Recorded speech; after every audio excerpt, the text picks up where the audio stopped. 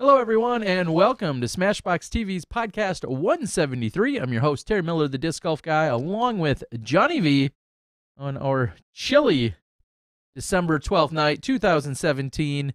And looking forward to a great night tonight. Right now, it looks like we're going to have Dana Vici joining us on the show.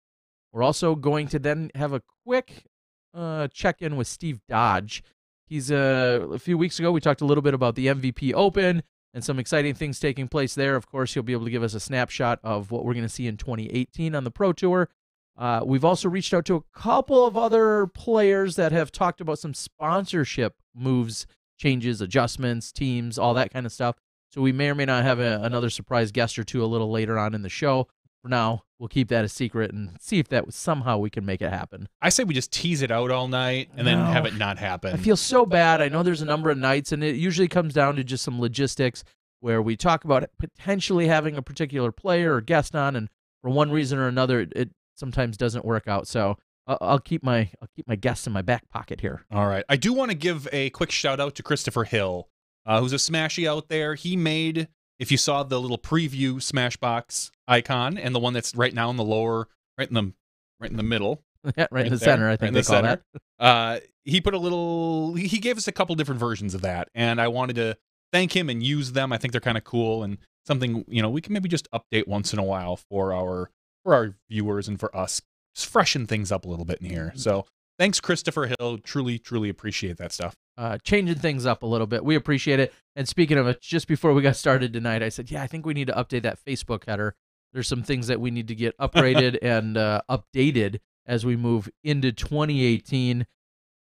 Looking forward to, obviously, an exciting year, and there continues to be more sponsorships. Yesterday, specifically, there was a relatively large push out there on the Facebooks. We saw that Innova players. Was that who that was? I think so. I couldn't, there was a few of them. I couldn't quite tell. Yes, they made a very concerted effort to it's the second go year out. They've done this. They've done that. They did that last year. And I'll say, I definitely like it. It's good social media. It does. And you saw a lot of people either announcing new or renewed team affiliations. We saw really the two major changes, at least that I noticed that jumped out at me. We're seeing Drew Gibson along with Josh Anthon, I should say, rejoining the Innova team. Both of them. Josh was on Team Innova. He had his Anthon Destroyers a long time ago. He was on there before. Obviously, he spent some time away from the sport. And Drew Gibson, who took, I think it was a 2-year hiatus to join Dynamic Disc, and is now back with Team Innova.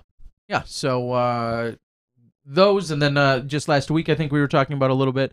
Of course, another big shift from some of the teams. We saw Dustin Keegan along with Zoe Andyke make a transition, moving from Team Innova over to Team Dynamic Disc. So some more of the action taking place, and a few new players getting signed on. I think it was just last week. We saw Discmania, I think, release on this very day. Believe so. I think AJ Carey was one of the names that jumped out. Yeah, we talked about that. Our World's champion. So, and I'm sure those are going to continue to unfold. And of course, I personally love all the memes of and the comments of people going out there saying, "I'm officially not sponsored or looking," and and there's some clever announcements being made there. And then today, ratings came out, which I again completely neglected to care about. I don't. Only because we don't play, so we don't have to worry about that. I haven't played a ratings-based event in a while, or an event that would affect my rating in a long time. But if anyone was out there would like to sponsor us for our play, feel free to reach out to Terry and I. That's not even. Yeah, I was gonna say I love the idea of that, but at the same time, I kind of make light of it because we never get to play. So even if we were good, the one or maybe two events that I'm gonna play in next year, I mean, look out. I'm a master now. I don't know if I'll be representing you in Pro Masters or Advanced Master, but or petition for that intermediate Masters that we don't have. There you go. That special company out there, reach out to me. They certainly could. So, all right. Well, without further ado, we've got the latest and greatest. Wow, a daddy. Times 2. There's no way I thought he was going to join us tonight. Well, that just shows his dedication, Dana. Someday he will learn the ways of completely disregarding your family and putting it all into disc golf. You can follow my footsteps, my friend. All right, let's get to Dana Vici.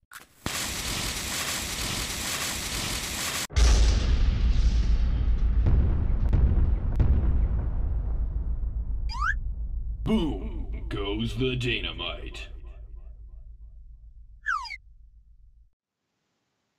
Daddy Dynamite, how we doing tonight, buddy? Doing good. I'm half awake as usual. So nothing's really changed on that front. Yes. But now I have an excuse of not getting a whole lot of sleep or broken sleep. I don't know what my excuse was before, but yeah. Thanks for having me on tonight. No, thank you for joining us. I know it's a you've got a lot on your plate. You literally had your second child. Was it Friday night or Saturday? Yeah, Friday night into it ended up she was born at 3:28 a.m. Okay. Saturday. So late Friday, early Saturday. Yeah, and here you are joining us two yahoos when you have two little yahoos at your house now. That congratulations from everybody, from all the Smashies. You're definitely one of those guys to look up to. Very cool, and everything from what we could tell, the little bit of Facebook stalking, I'm sure me and others did. Everything seemed to go as well as it could have for you. I mean, I know you weren't in any physical pain.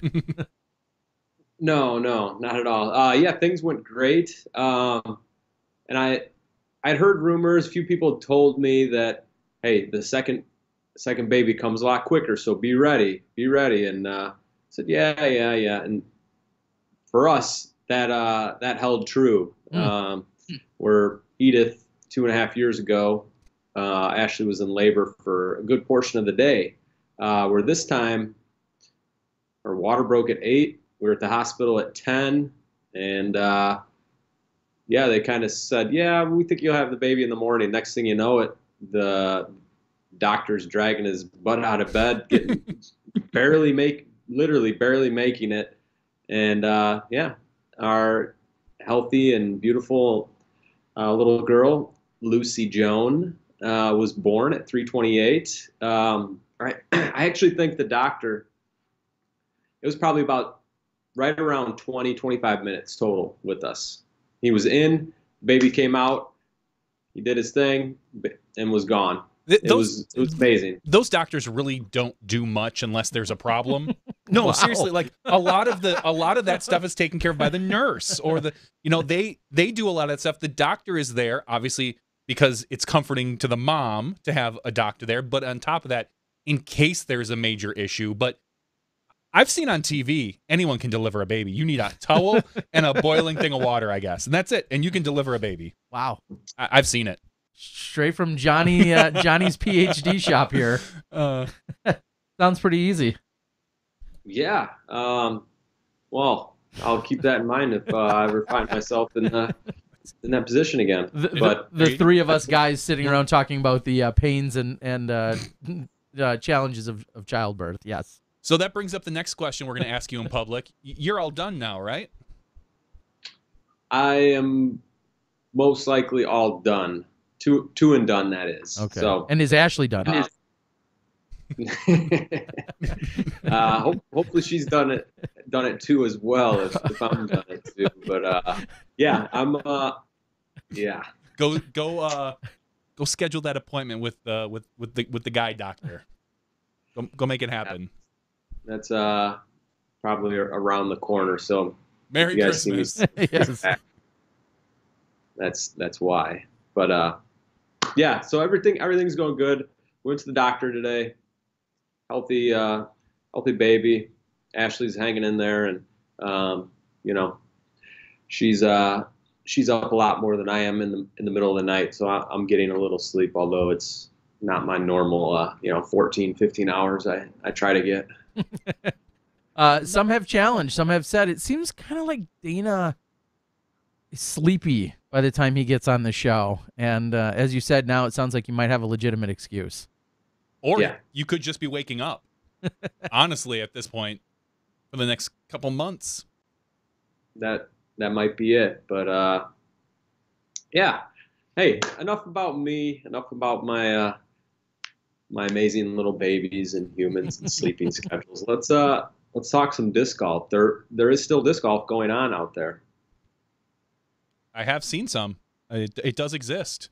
in I haven't played any personally. No. Meh. In the doldrums of the Midwest, where we're looking outside and watching -degree weather, or busting under is just barely over zero. I hear disc golf is happening. I don't see it. No, but they are seeing disc golf in Florida, for instance.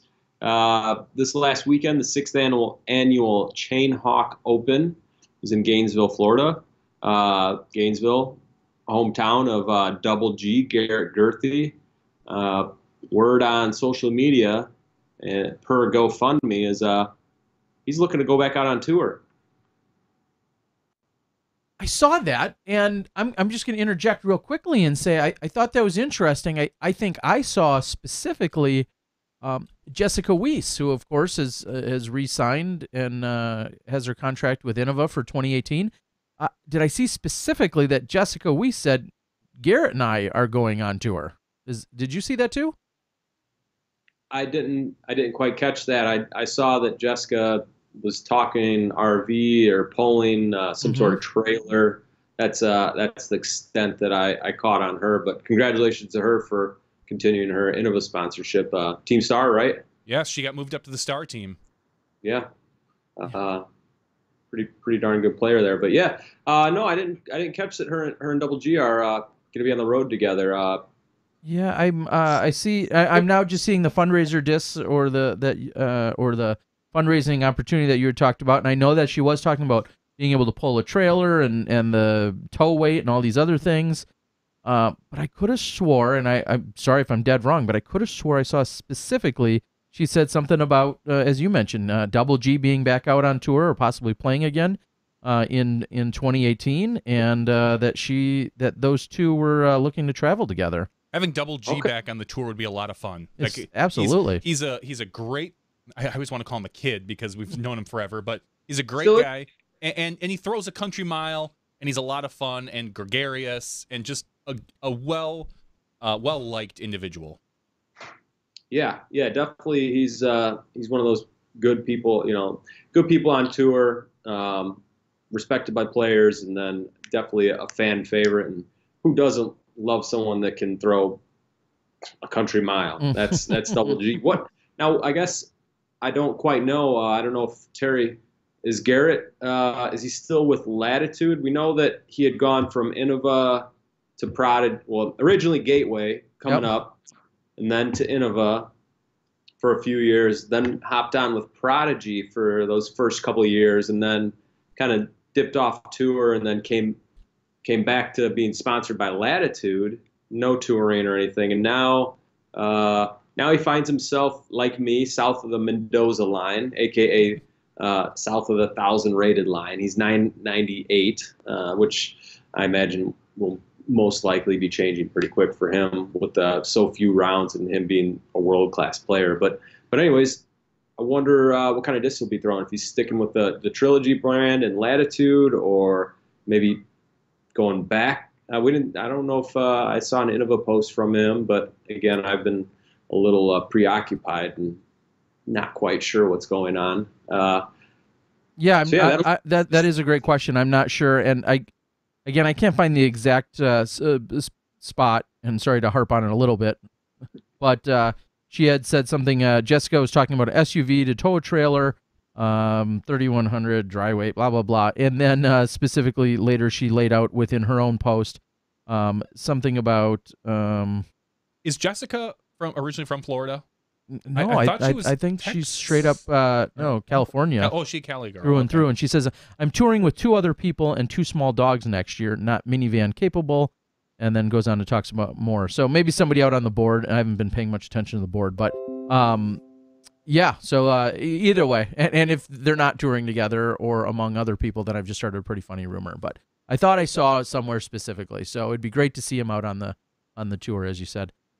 Real quick, to have a quick side note. You said Mendoza line. Mm-hmm. Right here and now, and it could come in from the board, or Dana, you might be a great input for this. We need, if we're going to have that reference, I think we need our own disc golf version of it.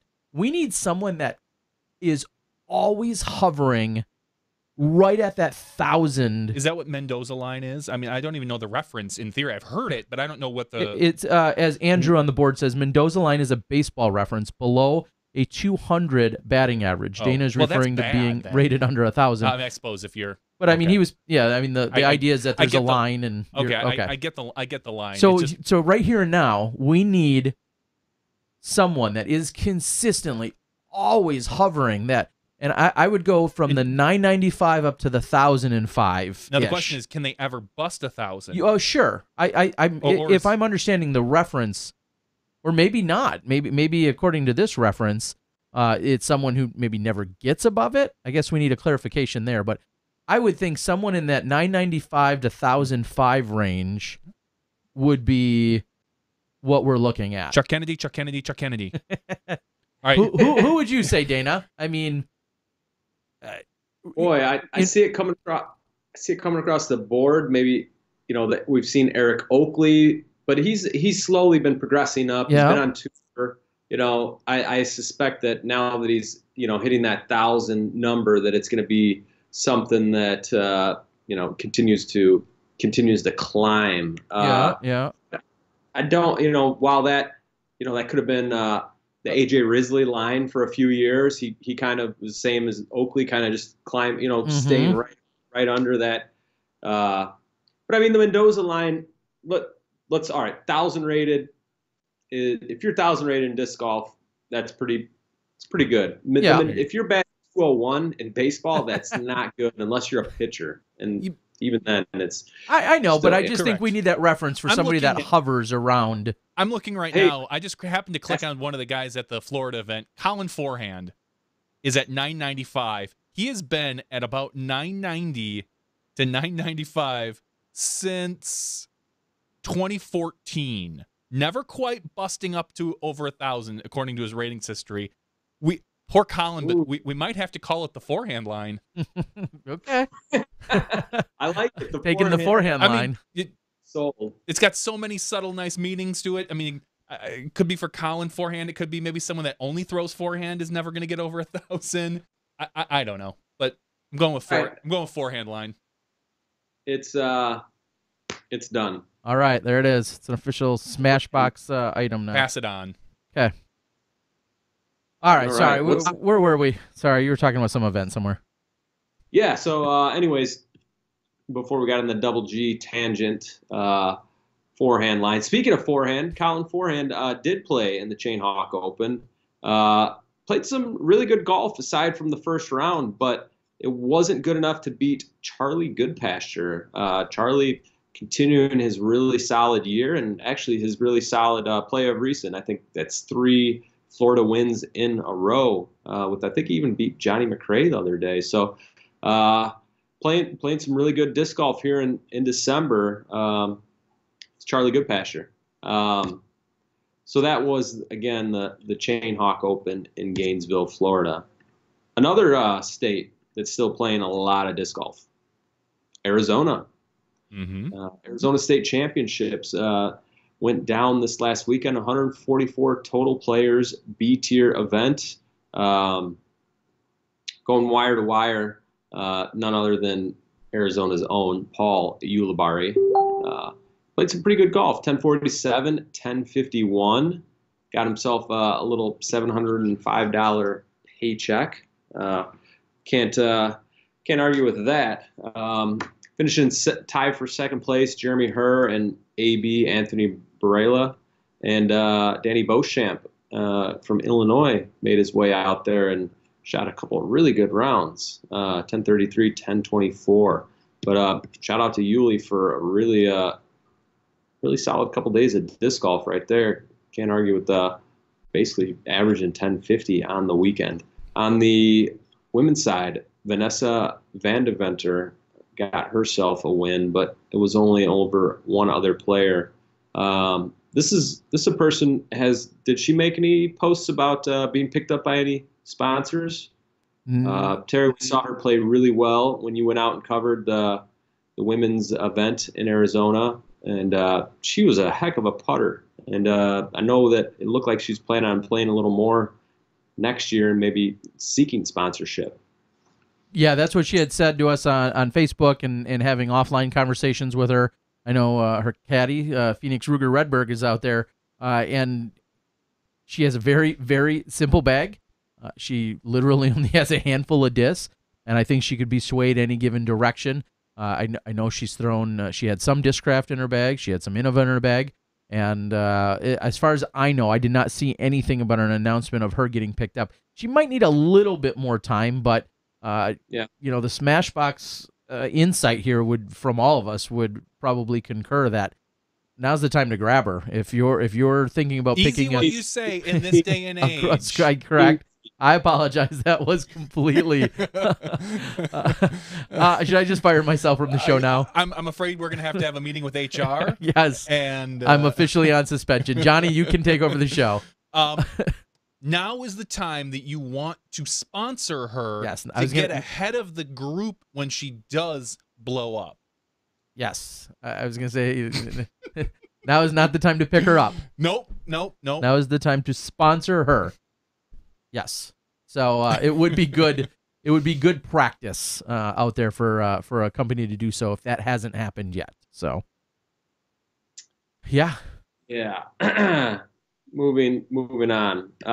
Keep her moving. We're moving. So, I got one more event that jumped out at me: the Tupelo Bay Open in Garden City, South Carolina. It's a long-running event ran by Kirk Yo. And 95 total players. On the men's side, your 2016 USDGC winner, Jeremy Colling, got out and played some pretty good disc golf there. Got himself a win. It was a 3-round event. Looked like 2 rounds on day 1 and then a really extended round on Sunday, probably 27-hole layout, I'm assuming. But Big Germ got the win.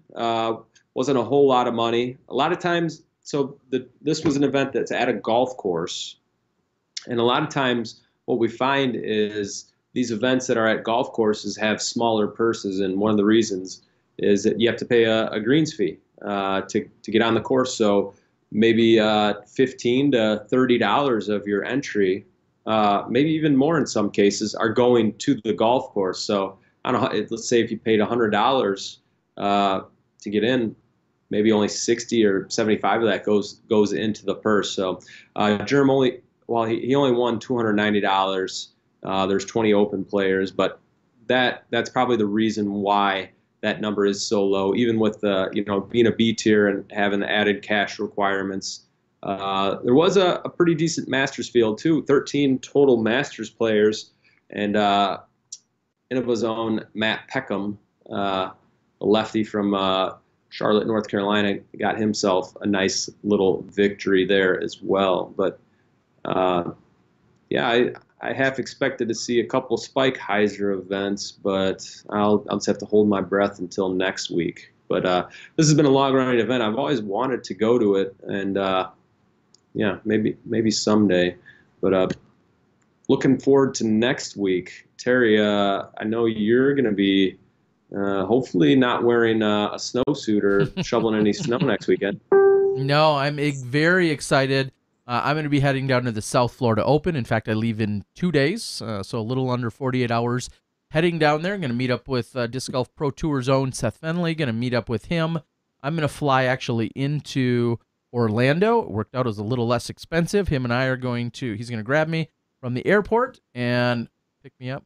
Take me. He's going to drive me.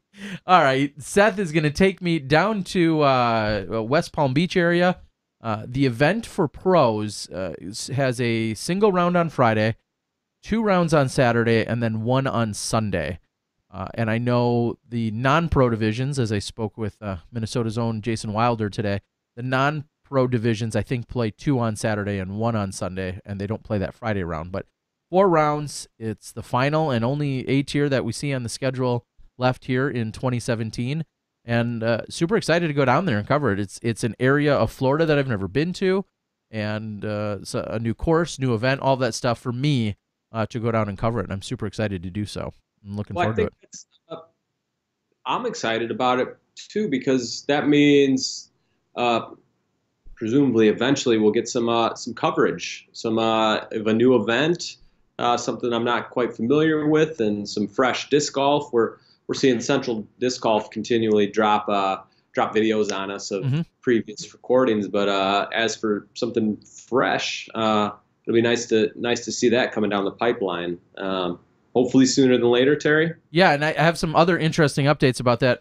Well, for starters, in talking with the TD Patrick, he had said, and God bless him, he had said to me, I want you to enjoy yourself. I want you to take in this event. There's going to be nightly activities going on that are, for the players and, with sponsors and so on and so forth.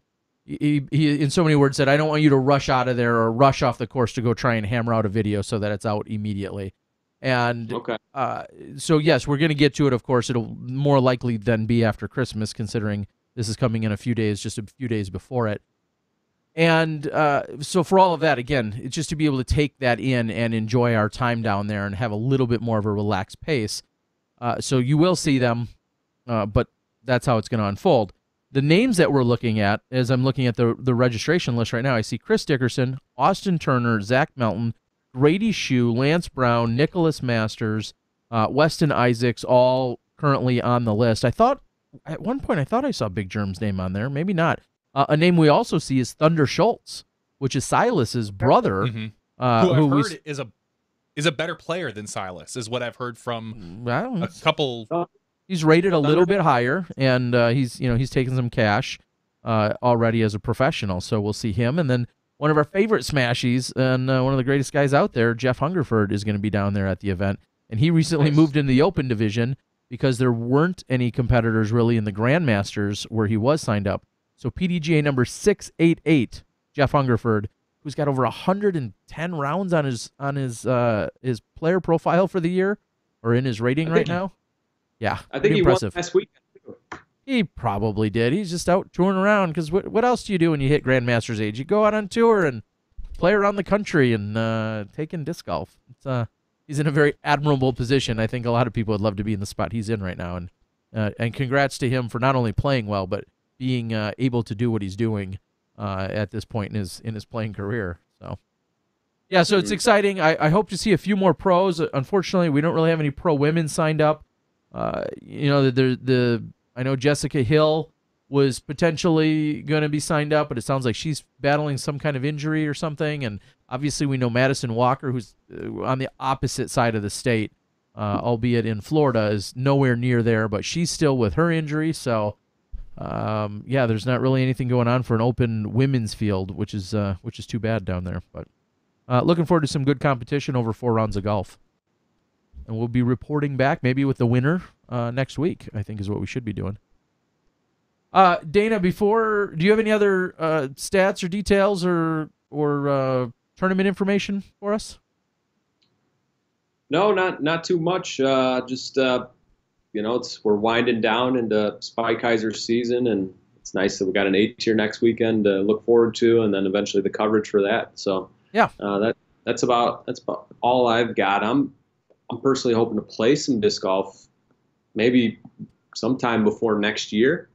Will either of you guys play around before next year? No.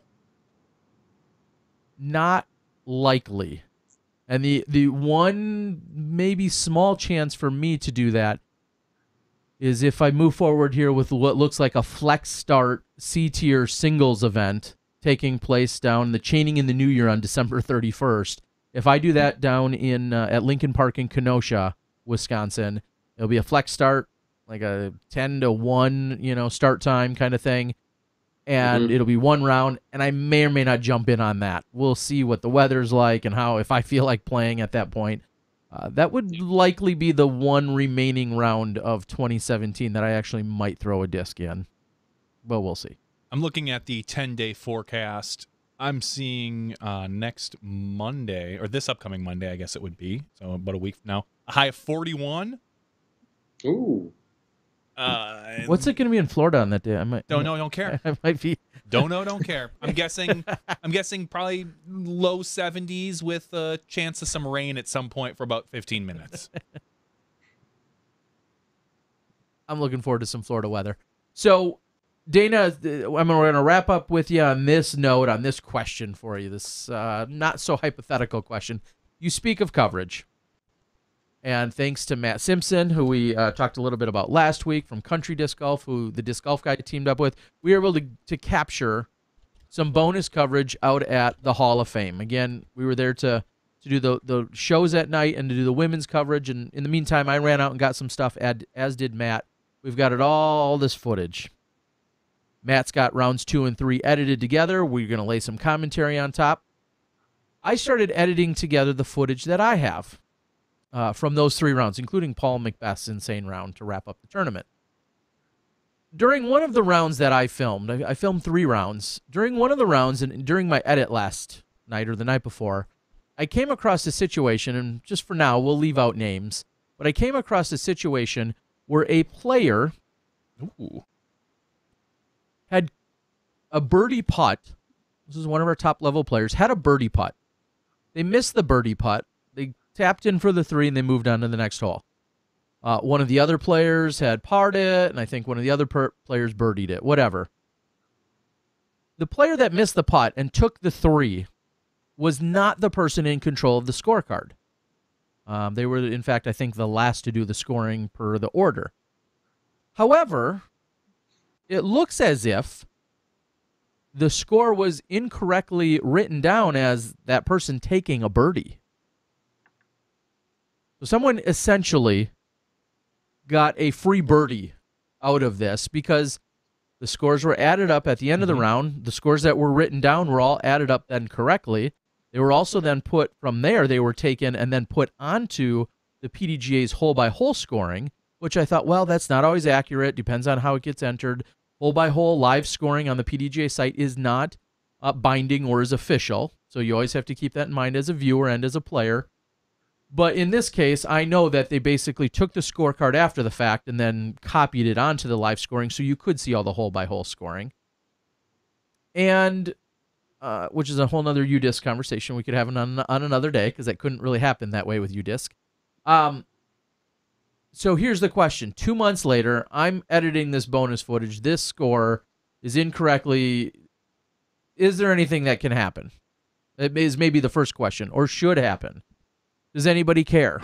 It seems like, again, the person that missed the putt, that took the 3, is not the person that seemingly had put down the scores. And you should know what your score is, and you should be tallying up your correct score at the end of the day. Someone else inadvertently, in your favor, had written down the incorrect score, though. I think we're too small to do anything about it as a sport. And I'll go ahead and say we're also too late. I mean, we're now 2 months behind. The competition manual kind of states how this gets handled, but this is a little bit of it's a philosophical question on a real-world example. Yeah, I don't think there's really much you do about it. You just kind of write it off as in, oh, man, lucky me. That really stinks for everybody else. And I think as for the results of the event, there's nothing you can do about it. But I could see where if someone took issue with it, that they could maybe file a complaint and have the PDGA potentially look into it, because that, just hypothetically speaking, it could have been it could have been a couple buddies.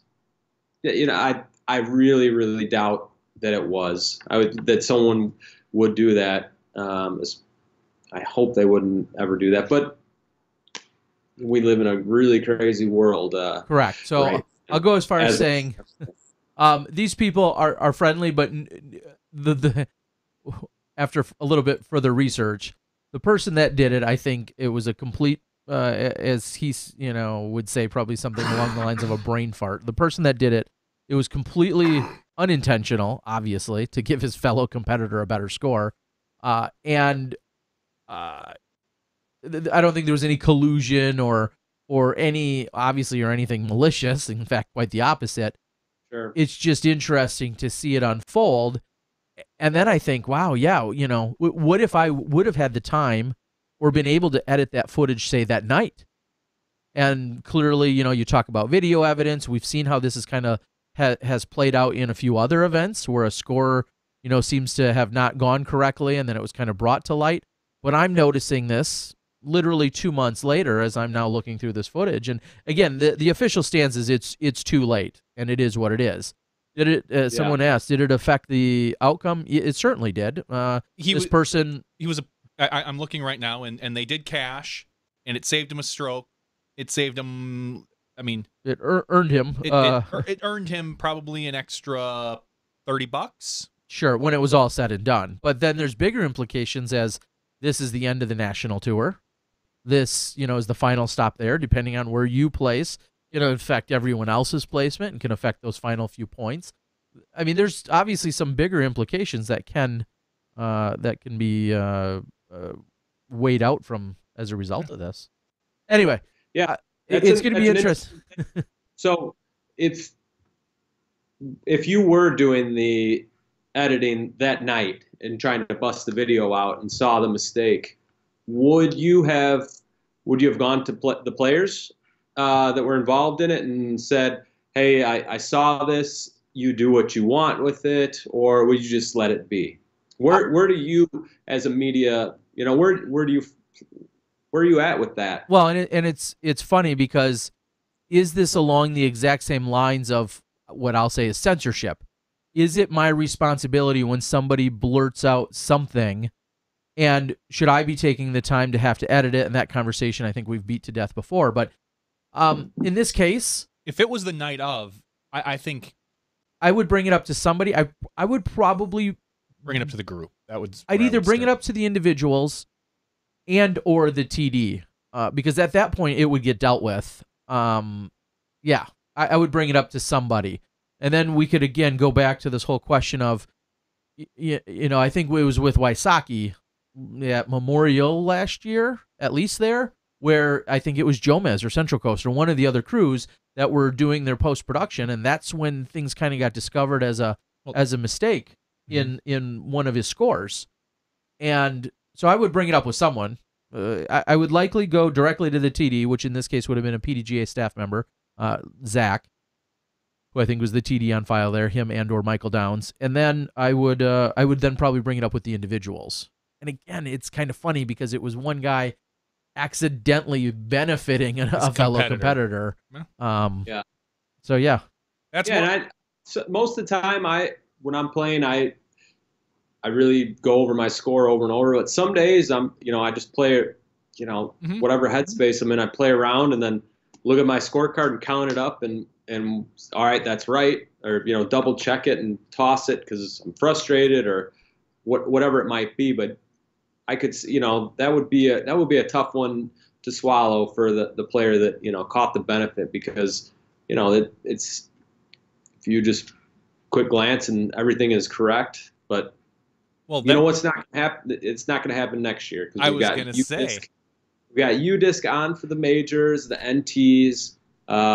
That's going to help with quite a bit of scoring errors. Now I'm interested.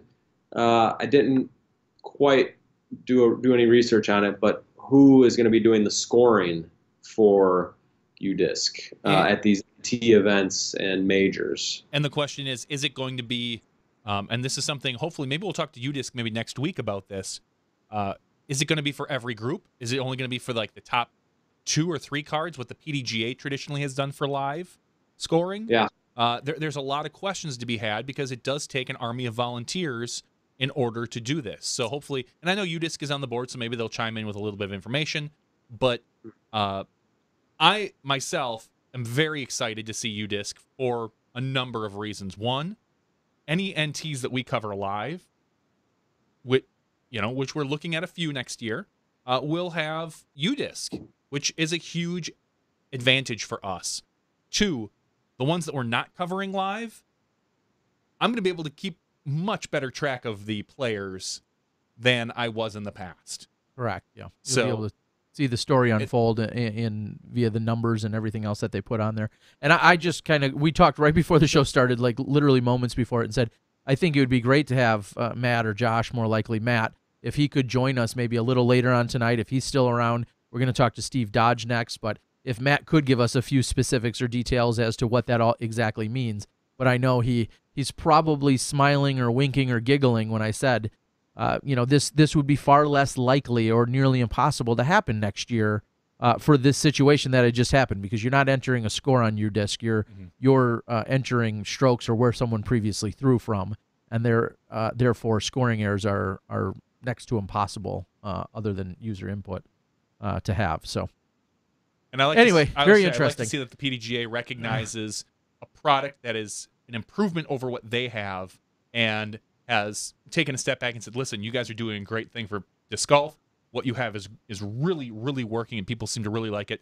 Let's work with you, as opposed to, what we saw, not recently, but years and years ago, the PDGA basically saying, no, we got it. We'll take care of it. Don't worry. You do your thing, we'll do ours. We're seeing a different type of PDGA in the past couple of years, and I'm really very happy about that. All right, Dana, so are you dying to know who the people are involved? No, I'm not all that interested. We'll talk about it. And again, we'll close it out by saying I haven't done the commentary on it. I've edited together the footage, and then I recognize it, and then immediately it's like, well, maybe I did something wrong, and or the scoring or this and that. Well, I took a physical picture of the scorecard, so I can see different penmanships and all this other stuff. So I sidetracked myself by 45 minutes in the middle of the night when I came across this. And I don't consider it a big deal personally now. I'm not trying to make it a big deal. It's really more about a conversation piece as we move forward. And I'm going to have to talk about it or dance around it or not come commentary. When I lay the track on the top of it, which I haven't done yet, this obviously will be a talking point even at that point when it all shakes out. So sure. It'll be a good surprise when people see it. End of the story. It's a scoring error that didn't get caught, and it doesn't. Presumably, there was nothing malicious about it. It was just one of those things. Yes, very interesting. All right, Dana. What else do you got for us? We're gonna probably let you get going here pretty quick. You need to get some sleep, buddy, because you'll be up in probably like 3 or 4 hours. Yeah, or no. If it's like last night, every hour and a half. But hey, Disc Golf Pro Tour cards. I got my Pro Tour cards in the mail, both my actual Pro Tour cards, and then and then actually the packages I bought. So pretty hyped up about that. Johnny, I saw you were on one of the collector pages talking about trading venue cards and all that. Terry, did you get any cards? I know you probably got a bunch and they're stashed away already. I've got some for the vault. I have not physically received them yet. I got a little late. I came a little late to the party.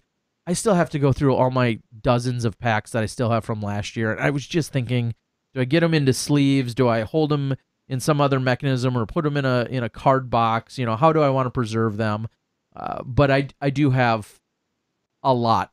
I invested heavily again this year. Oh, you did? I pulled the trigger yesterday. You and I talked about it. I pulled the trigger yesterday. So you went ahead and bought a whole bunch. A whole bunch of packs. Okay. Like a lot. So I'll be out on the actual group I started on Facebook about the Pro Tour trading cards, and I hope to be a little more active this year and get some signed and I think they're going to be awesome. So excited for it. So I don't have them, but they're en route, Dana. Okay, cool. All right, Dana. Well, we're going to cut you loose. The last thing I'm going to say to you is for the first ever, never done before time, live on SmashBoxxTV, since the beginning of the podcast, your daughter has now become a PDGA member. I was more than anxious and excited to go ahead and make that happen. I've said before, I love the name. My late mother's name was Lucy, so even a stronger tie. I would have done it anyway, no matter what the name was. And your daughter's PDGA number, which you're just learning, is 102417. Well, thank you so much.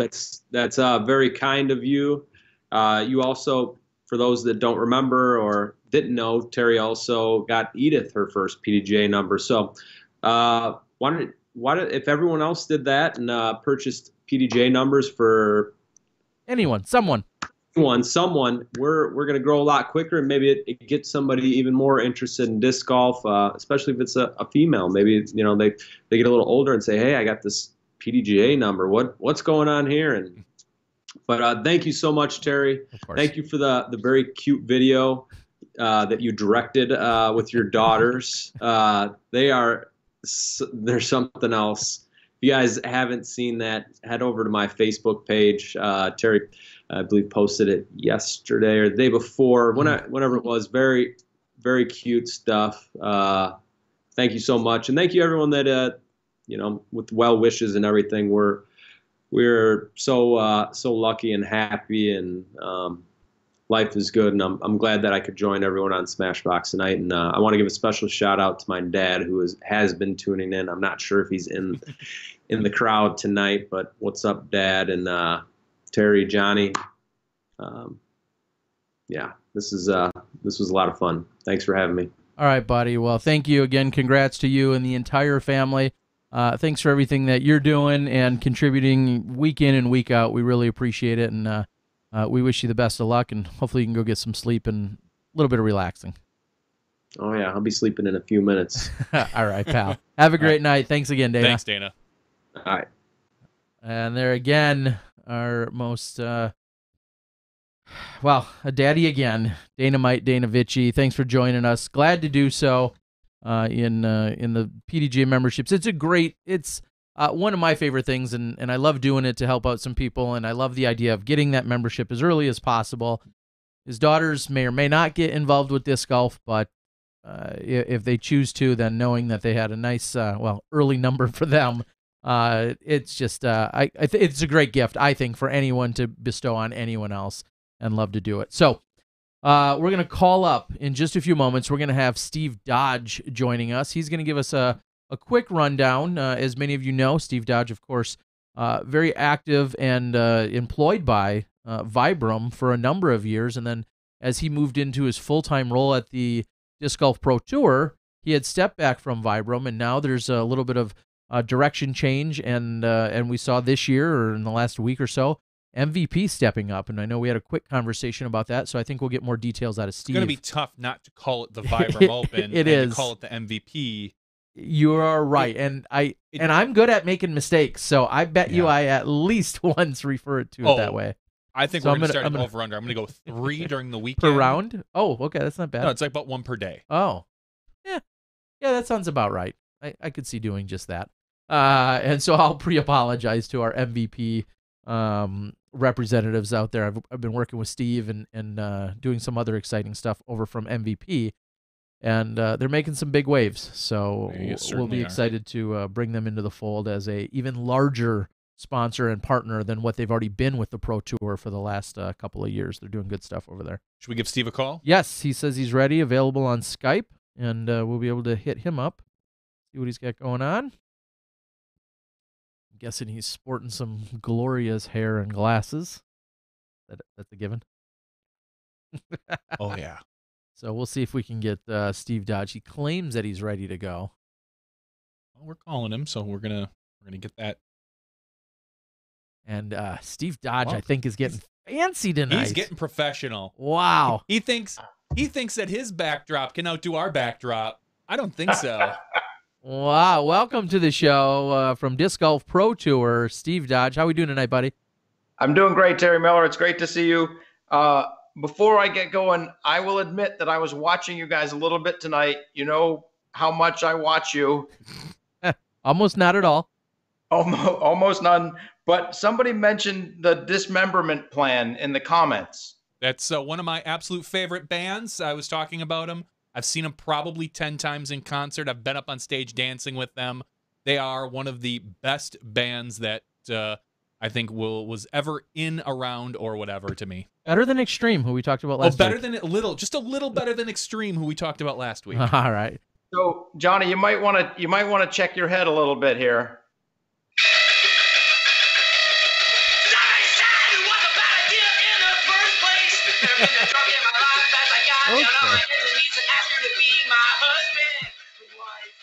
Okay. So anyway, that is that is off one of their very early albums. That is not exactly representative of a lot of their stuff. That's. I was gonna say I don't like them already. No, that is. A lot of their stuff was a lot more. Their early stuff was way more chaotic than a lot of their later stuff. Either way, great band. Go out there, check out. Go check out the album Change or Emergency and I. Are they still a band? Not really. I think they've kind of disbanded. One of the guys works at NASA. One I think works for the Washington Post or something as a web guy. I don't know. I barely kind of follow them at this point. They haven't done much in about 3 or 4 years. Oh, wow. So They should a fun dismember. thing, a little fun fact about dismemberment plan, Johnny.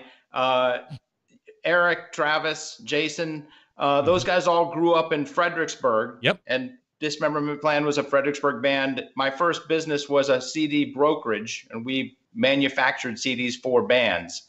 And I don't think we made Plan B, which was their first album. But I think Jason actually worked at Triple Disc, or maybe Paul. One of them worked at Triple Disc for a summer. Wow. Which was really fun. That's pretty cool. I've gotten to chat with those guys. I've gotten to talk with them. One of the shows I ran into Travis, the lead singer, on the way into the show, and he was just kind of like, "What are you doing?" I'm like, "Well, I'm gonna go see this, you guys." And he's like, "Sure. Why don't you here? I'll put you on the band list, and you guys can get in for free." And I was like, "Well, I already bought my ticket." So I mean, it was like, okay, whatever. I mean, it was still really cool, and they're just one of my favorites.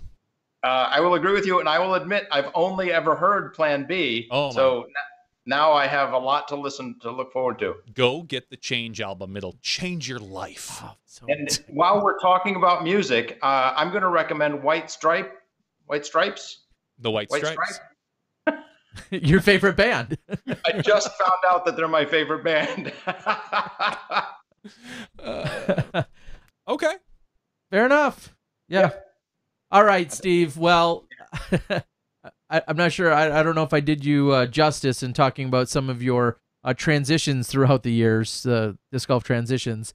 But here we are, and we're moving into the third year of the Disc Golf Pro Tour, and the 24th different name of the Vibram, what used to be the Vibram Open or the tournament at Maple Hill. The MVP Open, yes.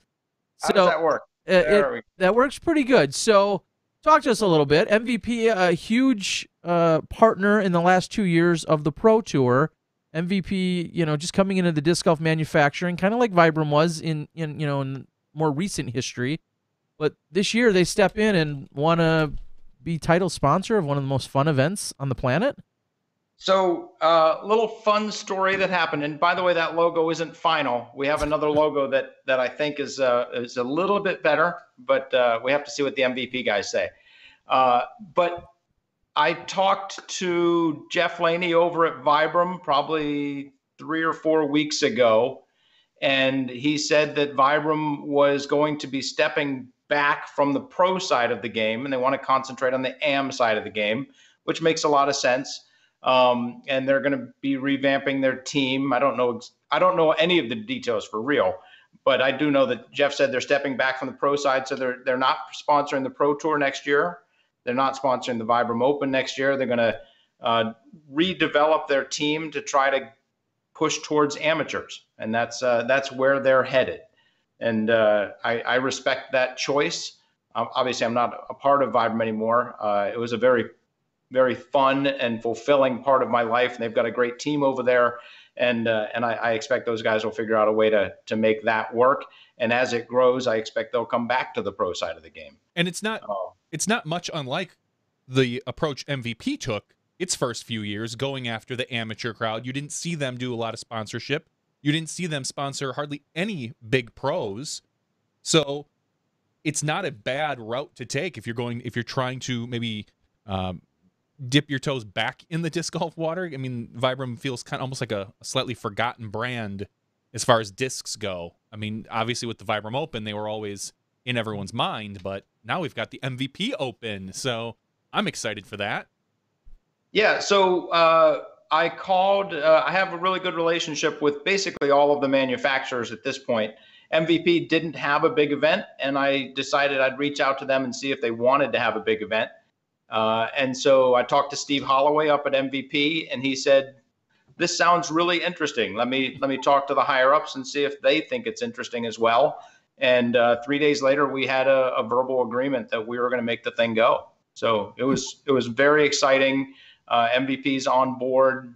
They're obviously, again, a sponsor of the Pro Tour. And I think you nailed it on the head, Johnny. I think they started on the AM side and grew. And I remember calling them 4 or 5 or 6 years ago to see if they wanted to sponsor the Vibram Open as a smaller brand, the way a lot of other brands would. And they said, no, that's not where they were. And it's pretty fun seeing the progression. And now they are there. A few weeks ago when it was talked about and the announcement was made, there was also discussion about some of the side games and side action, which I know is kind of taken a back seat. You're stretched and pulled into a lot of different directions as that event is going on, and you have this massive collection of people and the staff. But some of the side games have taken a back seat in the last year or two, and you guys are looking to bring those back this year. Is that right? Yeah, this past year, and which I guess is actually this year, in 2017, we worked very closely with the town, and we actually had a press conference downtown at City Common. We had the DCU Center, downtown disc golf presented by Dynamic Discs, and all of that happened the day before the tournament, which oddly enough, while expanding the number of people that were aware of the tournament, kind of detracted from the tournament itself. Like, we've always been enclosed, and you come to the farm and you stay at the farm and you don't ever leave. And that kind of went away when we brought in Worcester. And Worcester's a great city. There's a lot of people. There's 17 colleges right within a mile of Worcester. It's a very well-educated, diverse city that has a lot of people looking to do stuff. We need to find a better way to get them to come out to the farm rather than us going out to them.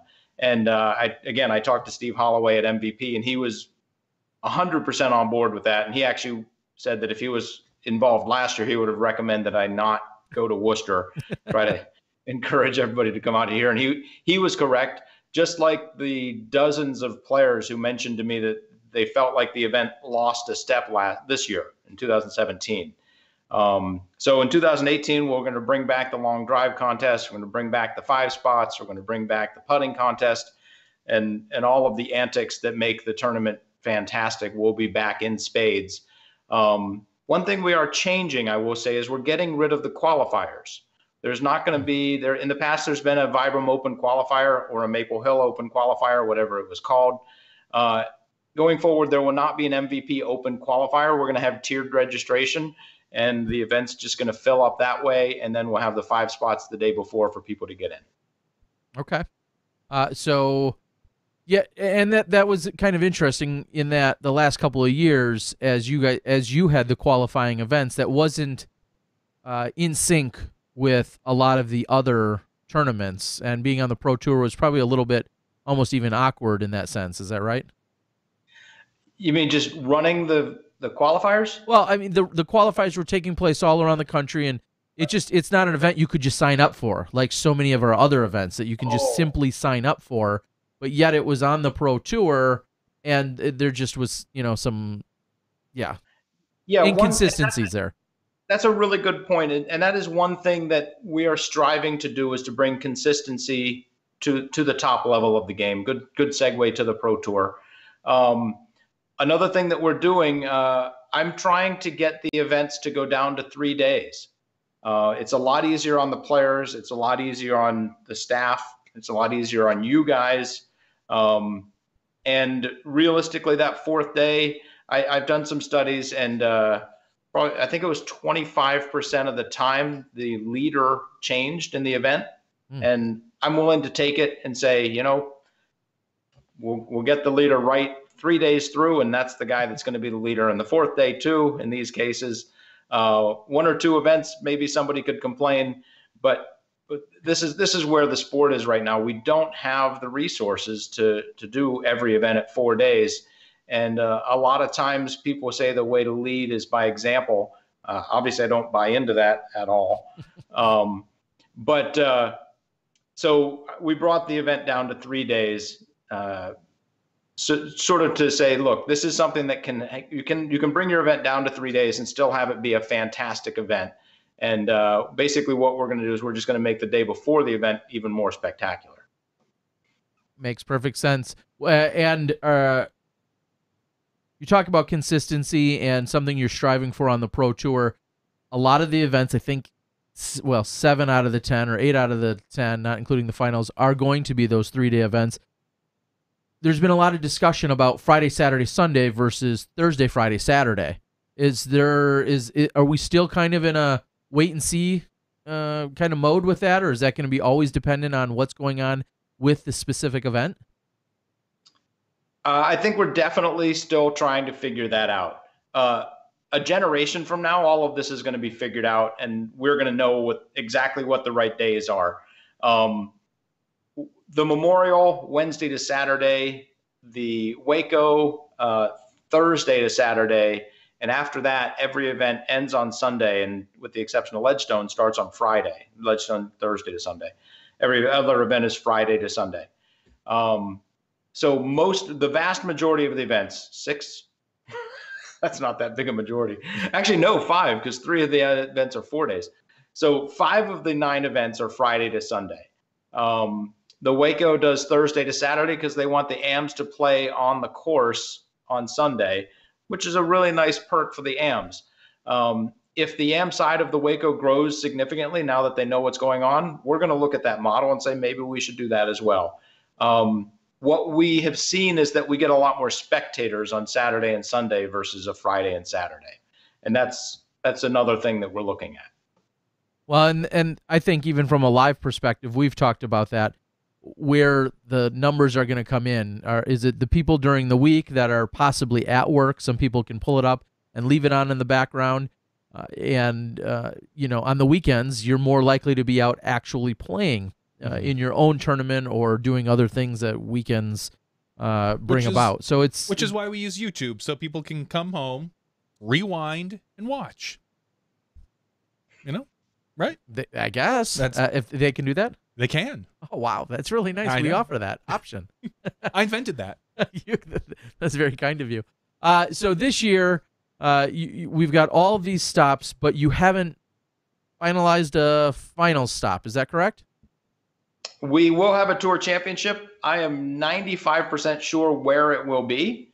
I am not going to be making that announcement yet. Got to have something, January 1st, we have to say something. Yeah. And I'll go ahead and say that the day before the Memorial, Terry, if I may, I would like to be on SmashBoxx just for a couple of minutes. And I'd like to make a really big announcement. We have one of our partners who's working with us on something that we're going to announce the day before the Memorial, and it's going to be pretty exciting. My guess is that Dukes will be providing beverages for the entire weekend. Just pencil me in, buddy. Okay, well, we'll try to find a way to make it work. You may even be staying in the same place I am. I don't know. So he stays at that rat motel that you always stay at. Under the foosball tables at Dukes. Yes. What's going on in the, I'll call it the off season, and it kind of is for you, and I know you're working every single day, but what are some of the things that you're concerned with as we're moving into the middle of December right now, and we're 2.5 months out from the Pro Tour starting back up? It's funny, the one of the biggest things that I have to figure out is whether or not we're going to get a bigger trailer. Oh. I'm working with Miles right now, trying to. We're improving the festival again, which is really exciting. Got a couple of new games. Latitude 64 is coming in with a new game. I'm not going to say it yet because we haven't finalized the game, but I've proposed something to them that will be insanely fun. 64 putts in 64 seconds. That's way too much time. The games need to be done in a minute. Every game needs to be completed in a minute. So, more than a minute. This craft, we're going to try to set up a swing with a basket on it that's going to swing back and forth, and it has a little blockade where the end of the swing is, and you got to try to hit the putt like as the basket comes into view. Wow, it would be super duper fun.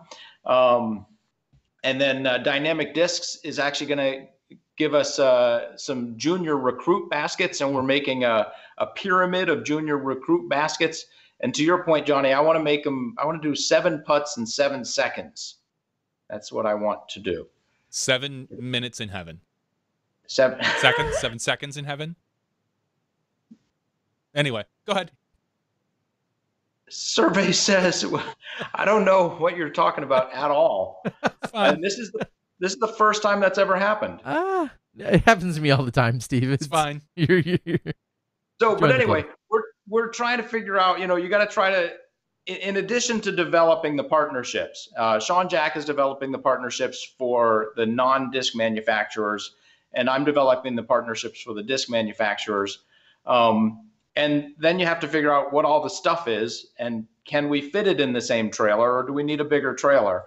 And that's a pretty big question, because if you need a bigger trailer, then we need a CDL driver. The truck is already ready to go for the gooseneck trailer, so we thought forward head a little bit on that end, but I don't know if we're ready to take that leap. And that's one of my big questions right now. Well, one of the big questions that I have revolves around 2 new stops. We're heading out to San Francisco, which will not be played over at Golden Gate Park. Is that the course everyone talks about? Yeah. Will not be played over there. And then we're going to be heading over to Michigan for the Great Lakes Open. What was it about either those 2 locations or the tournament directors or the partnerships? How does something like that unfold? Because clearly there's people out there saying, how do we get a Pro Tour stop near us? What do we got to do? How does that come about? So I have an application online. Anybody that emails me or reaches out or does a Google search can find the Pro Tour application and submit an application to be considered for a Pro Tour event. Sean Jack is obviously a very good organizer out in San Francisco. I believe he was the president of the San Francisco Club for a while. And then, and so he's always run the San Francisco Safari, and he had this opportunity to put a disc golf course in at I don't know the name of the course right now. Do you know the name of the course? I saw it on the map. It's just north and west of the airport. Sorry. I think it's a golf course, Mm-hmm. and they're going to be closing it down for 3 or 4 or 5 days. And holding the San Francisco Open, which is going to be an amazing event. So basically that's what you need. You need 3 things. You need a person who's willing to take ownership of the event, you need a quality course, and you need to commit to raising the $10,000 to $20,000 it takes to put on a Pro Tour event. Once those 3 things come together, we can talk. Let's make it happen. And cell signal would be great if you have it in your area. There's actually a laundry list. There's about 8 or 10 things, but those are the 3 things. When somebody says, why don't we have an event in our area? The reason is because you don't have those 3 things yet. And really critically is the first thing. You need a person willing to step up and say, this is my event. I'm going to run it. And then hopefully they have a track record. So, and then D-Glow, speaking of track record, talked with the guys up at Discraft. We've been talking for a couple of years now about D-Glow, and John is going to be the TD up there. And I went up and visited the course probably about a month or 2 ago with Bob Julio. What an amazing track that is. It actually, you step out on the hole 1 and you get goosebumps, similar to someone who comes to Maple Hill and doesn't happen to live here. And you just step out and you get those goosebumps and you say, this is a gorgeous piece of property, and we should be playing disc golf here. So very excited to basically have the D-Glow back in the ranks of premier tournaments. A long-standing event that's gone through a lot of iterations. Johnny V and I think even played back there like almost 20 years ago. So, and for many years, it was I think one of the very first Elite Series events that the PDGA saw, and right. So much support and so much history, of course, in Michigan and Michigan disc golf. It's going to be awesome to be back over there for that event. I haven't seen the toboggan personally since the 2000 Worlds. Yeah, since this is the last time I played there. Worlds. I think my final round I actually played with Dave McCormick at the 2000 Worlds. Yeah, kind of a funny side note, but anyway. I love Dave McCormick. So much fun. Super passionate guy out there running Gateway Discs. So I have a segue for you if I can. This is not a segue. This is a full right turn. Okay. And this is for Johnny, because I know how good Johnny is with riddles or jokes. Jokes. This is a joke, not a riddle. But have you heard about the theatrical performance about puns? It was a play on words. I like that. Nice. I like that. Very, very clever. My 8-year-old will appreciate that. Yes. Yeah, I've got a dozen of them. Oh, really? I'll email them later. Thank you. That would be great. Right now, we see you guys are releasing every day. There's some kind of a countdown to Christmas, but you're also releasing some awards. Talk a little bit about what people are seeing out on the channels. So thanks to UDisc, and hey, congratulations to UDisc going to work with the NTs and the majors. It's going to be fantastic to have more complete statistics across our premier events. That was a really good conversation that I'm glad developed into something positive. But with the help of UDisc, we actually compile stats throughout the season, and then we have a whole bunch of awards. So far, we've released the Sniper and the Scrambler Award. We obviously have the Golden Putter Award and a couple of other awards. And then we have the Rookie of the Year and the Player of the Year. And those are all awards that are still upcoming. What other awards are there, Johnny? I don't know. Putter. Putting, driving. Scrambler.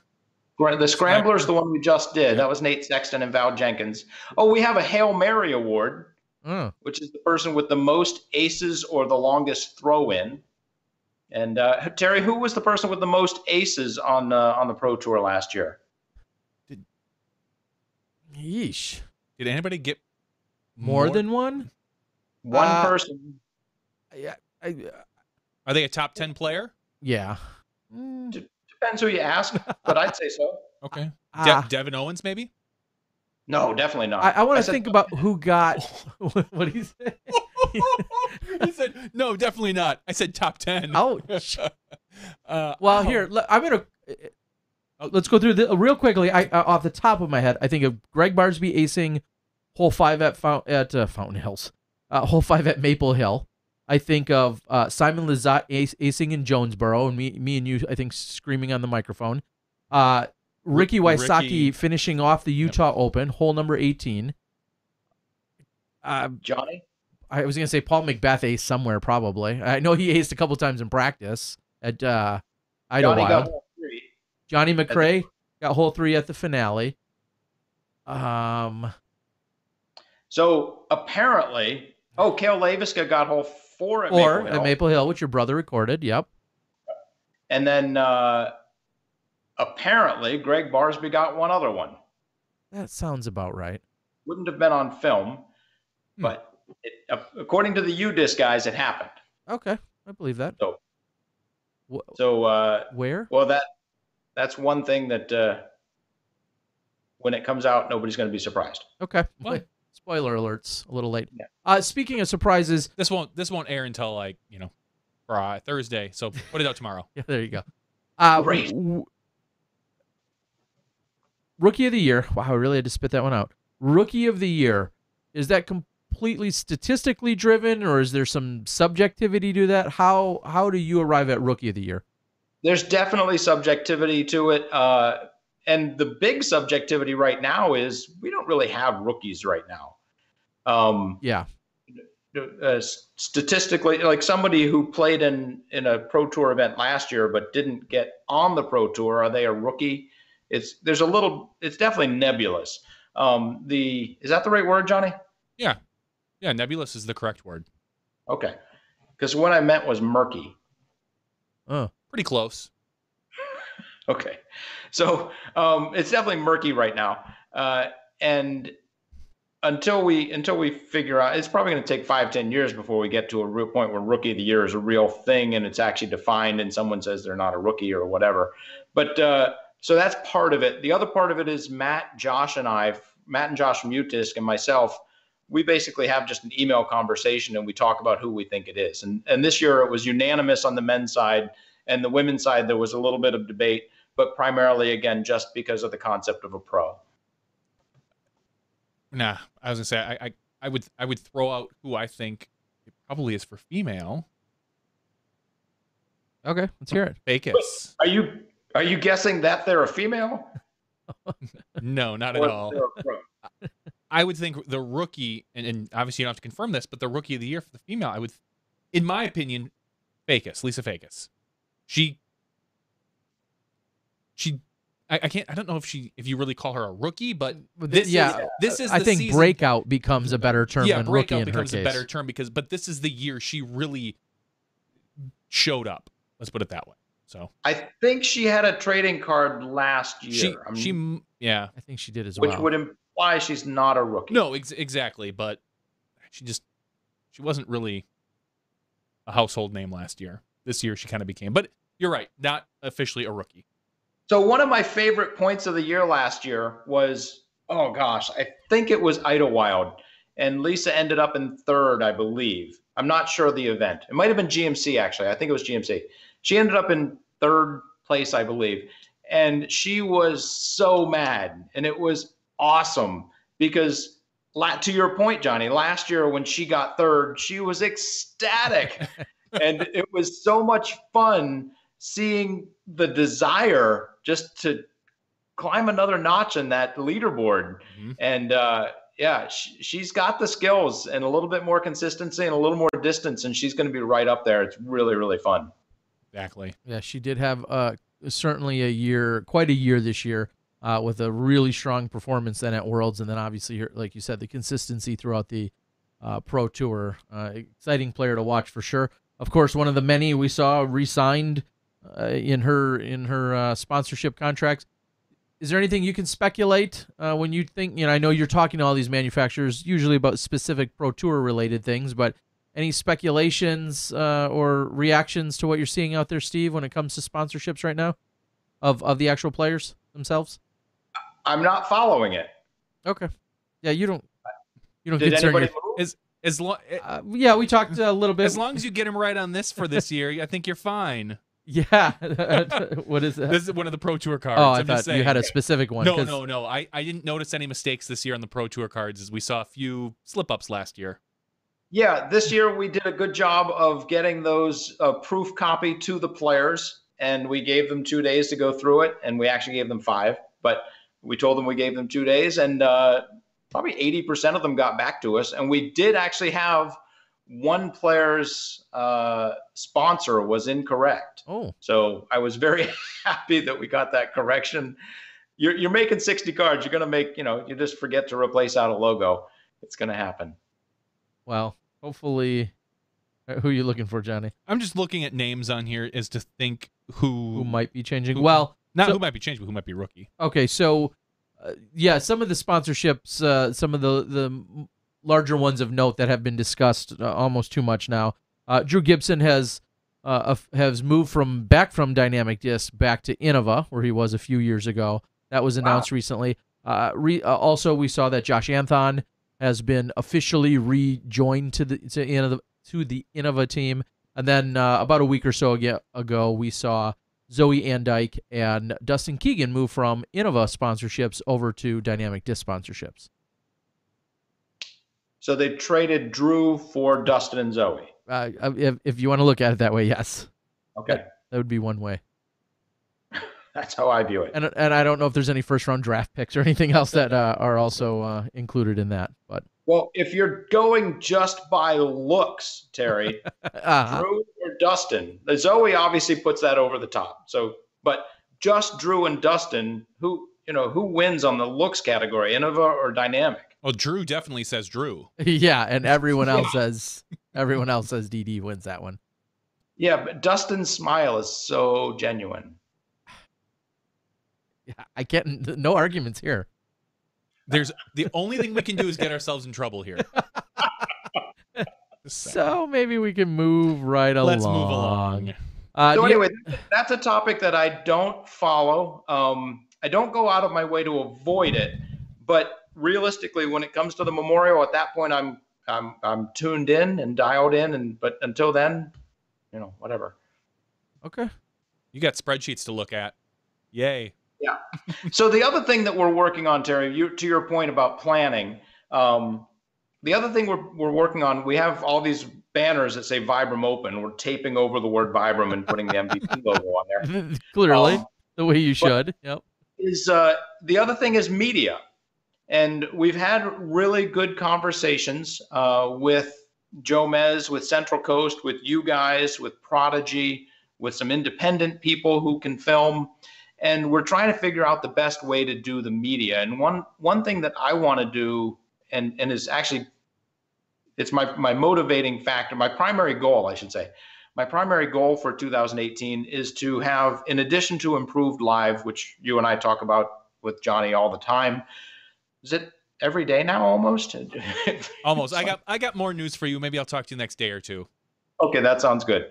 But I also want to have edited coverage of MPO1, MPO2, and FPO1 at every event. And that's going to be a significant step in the right direction, in my opinion. And as we continue to grow, we can go down to MPO3, potentially FPO2 if that becomes something that we want to do. But giving people more opportunities to see their favorite players is basically what we're trying to do. And I personally am a believer in live, as you guys are very well aware. When I watch sports, I watch them live. If my team wins, I'll watch a highlight reel, and I'll watch a 5 or 10 minute clip about them winning. But if my team doesn't win, I'm not watching that. I want to watch the events live. That's what sports is to me. And that's, if you can get people watching an event live and becoming emotionally vested and caring about it, that's what advertisers want. That has the most value, presuming you can get a comparable number of eyeballs. And right now we're about a 3-to-1 ratio of people watching edited versus watching live. But I think those live viewers have more value. And so if we can continue to grow that, that's what I want to do. But until that grows, one way to foster the growth of the live is to get people emotionally vested. And the way to do that is to have them watch these edited videos and say, cool, I love watching James Conrad play. Or cool, I'm a Paul Macbeth fan. Or cool, I now love Dustin Keegan. So, and then they get to see these players and they develop that love. And then next thing you know, they're on a live broadcast and they want to watch. All right. Well, I've got one question someone brought up in the board, and it basically, the PDGA this year announced that they were putting a ban on super groups except for live. Yay! Which is such a funny designation. But seeing as how I believe all the events are live, I don't think it really affects you too much, but do you agree or disagree with that particular aspect of the PDGA's competition manual? Can I do both? Sure. Okay. So I agree with it conceptually. And I've talked to many players about this concept. And I think it was Paul Ulibarri who pointed out to me that the super cards or the feature cards always go off at 2 o'clock in the afternoon, right? Or give or, whatever, give or take an hour. They go off at the time when the lead card is going to be going off the next 2 or 3 days. And what happens is that gives those players, the Paul Macbeths, the Ricky Wysocki's, a significant advantage in that each day they're playing at the same time. He said, at events where I have to start at 9 in the morning, it's a lot different. And you have to do your warm-up routine. You start your warm-up routine at 7:30 as opposed to 12:30. That's pretty different because you've got to have your breakfast already in you and digested, and the timing's very different. So to his point, if somebody's always on the feature card and they always go off at 2 in the afternoon, it's potentially an advantage. If you go off at 2 in the afternoon on round 2, you earned that. So that's fine. And so in that way, I agree with their stance. No, there shouldn't be super cards unless it's to foster the media growth of the game. The place that I'm going to differ, we actually listened to what Paul Ulibarri said, and we want to have 3 feature cards on the first day at each of our events. And this is a good note because I still haven't reached out to Andrew Sweeten about getting a waiver, but we need to. So we have 3 feature cards, and the feature cards are set up to go off basically at 10, noon, and 2.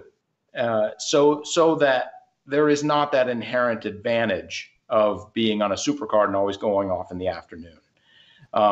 So that's what we did to combat that perceived and maybe real advantage.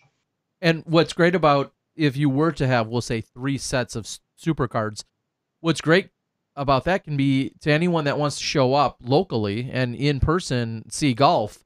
They know that there's going to be, at least on that first day, there's going to be 3 sets of, we'll say, stacked cards, and you may be able to consume 2 entire rounds if you're up for it. Watch that 10 o'clock group and then watch that entire 2 o'clock tee off, or noon until 2, and then come back or whatever. Giving someone really a specific place to go and to watch, rather than just just not really knowing where they're going to go or where they want to focus their attention. So, and one could argue on the flip side of that, everything you were saying about Paul and the advantage of having a consistent time frame. We also know the 2 o'clock card is usually the one that's most likely to be backed up somewhere on the course, because if there's any backups throughout the day, they only compile. They usually don't lessen for the most part. But also, there's going to be more cameras. There's going to be the largest gallery. There's more potential distractions. So there's, of course, some disadvantages built into being, and then just in general, maybe more pressure of having all of those people and those cameras there. So I understand Paul's point, and I don't think there's any one point that's, supersedes another. There's a lot of pros and cons to having these different times and what that means to be within those cards. So I do want to clarify something, and this was just posted by Marty Gregoire, our media manager.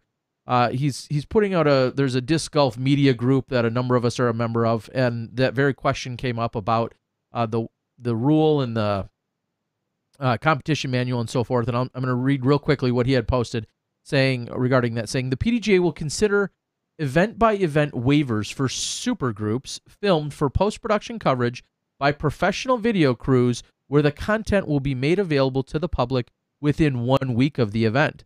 The waiver request must be submitted by the event TD, and the TD must make it known to all players ahead of time about the use of a supergroup for round 1 coverage.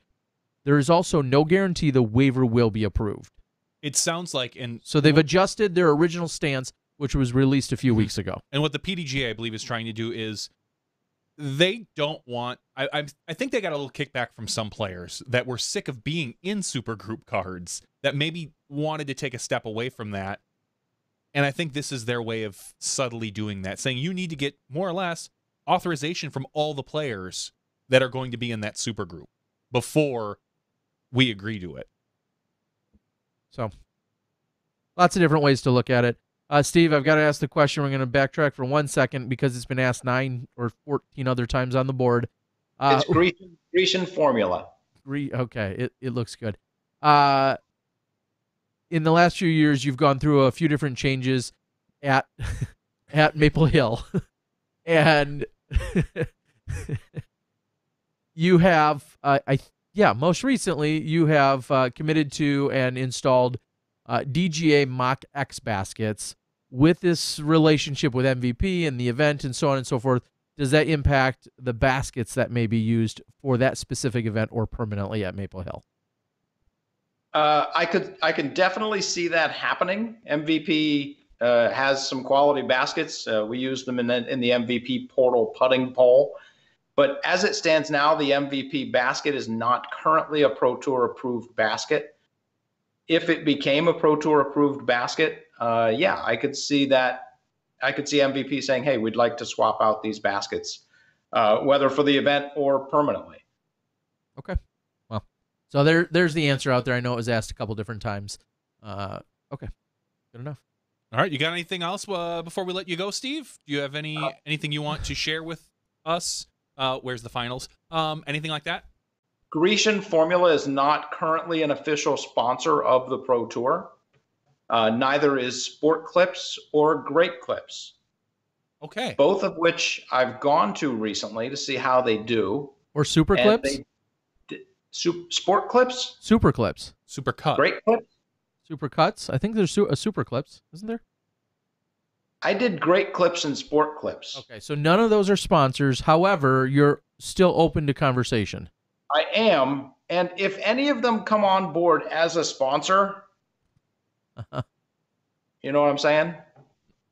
Basically, you will. If you don't become the spokesmodel, I don't know who would. I want to see you. I want to walk in. I really want. If anybody knows any national barber chain, I wouldn't want to go to a women's barber chain, but I guess you could. Is that they're not even barbers. No. But anyway, I want to go into a store and say a little off the top, and that's just going to be fun. That could be a test to see what they do. Right? So when I was at Sport Clips, the guy that was cutting my hair, like he did the beard trim, and he pretended to cut my bald head, not cut it, but like shave it, shear it. And then he started running a comb through the tuft, and I was like, no, don't do that. It was very, very funny. I got totally wigged out. Like, don't comb it. Don't. Maybe you should get wigged out. Hey-o. All right. That was a tough joke to hear. Yeah, tough joke. All right. Steve, I think we're done with you. Yeah, it's been about 20 minutes too long. Yeah.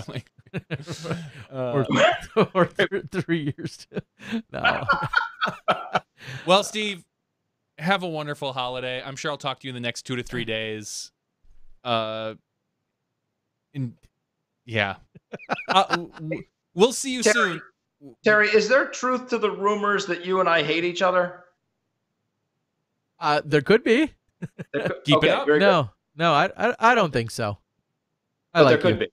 There's a little room. It depends on how good the cards are. I just ordered a lot of Disc Golf Pro Tour cards, and if I get all of the champion best super duper cards, then we'll be back on good terms. So the day after those started shipping, I actually had somebody text me a photo of they had the Vibram Open Maple Hill card. I have one right here. You have one? I have one right, literally sitting next to me. Talk about a collectible. Is that worth more or less now as a defunct event? I don't. Terry and I had this conversation. Something similar to this. I won't get into too many examples, but it's not worth any more or less. So there. I mean, you're going to rename the event next year, even if MVP is again a title sponsor. You'll still rename the event. So you know what MVP stands for? Maple Valley Plastics. That's right. Damn it! That should have been a great. That'd have been a great quiz. Would have been giveaway. So you could still do it. True. No one's listening. Do it later in the show. Good call. Oh yeah, everyone's tuned out by now. Yeah. They're like Steve Dodge. Click. Skip. I know you guys get a spike, like an inverse spike when I'm on. Looks like your hair. Something like that. All right, Steve. Have a good night. Thanks for joining us. We'll talk probably tomorrow. Enjoy the Grinch, Okay. Cindy Lou. Again, our Disc Golf Pro Tour director. I always want to call him tournament director. Our Pro Tour director, Steve Dodge. Excited, of course, for next year. Grown from 5 events, 5 or 6, to 10 events. Looking at 10 events again this year, and continual expansion after that, I'm sure. And just trying to make a good, sustainable model. I don't know if it's going to expand after this. I think he wants to add a few more events. I don't think we're quite at enough that he wants to add. I kind of feel like 10 to 12 is a good number. But here's what we do have, though. Before we forget, we do have a wonderful review. What? Yeah, Disc Golf Nerd once again provides us with a review of what's the Biofusion Criminal.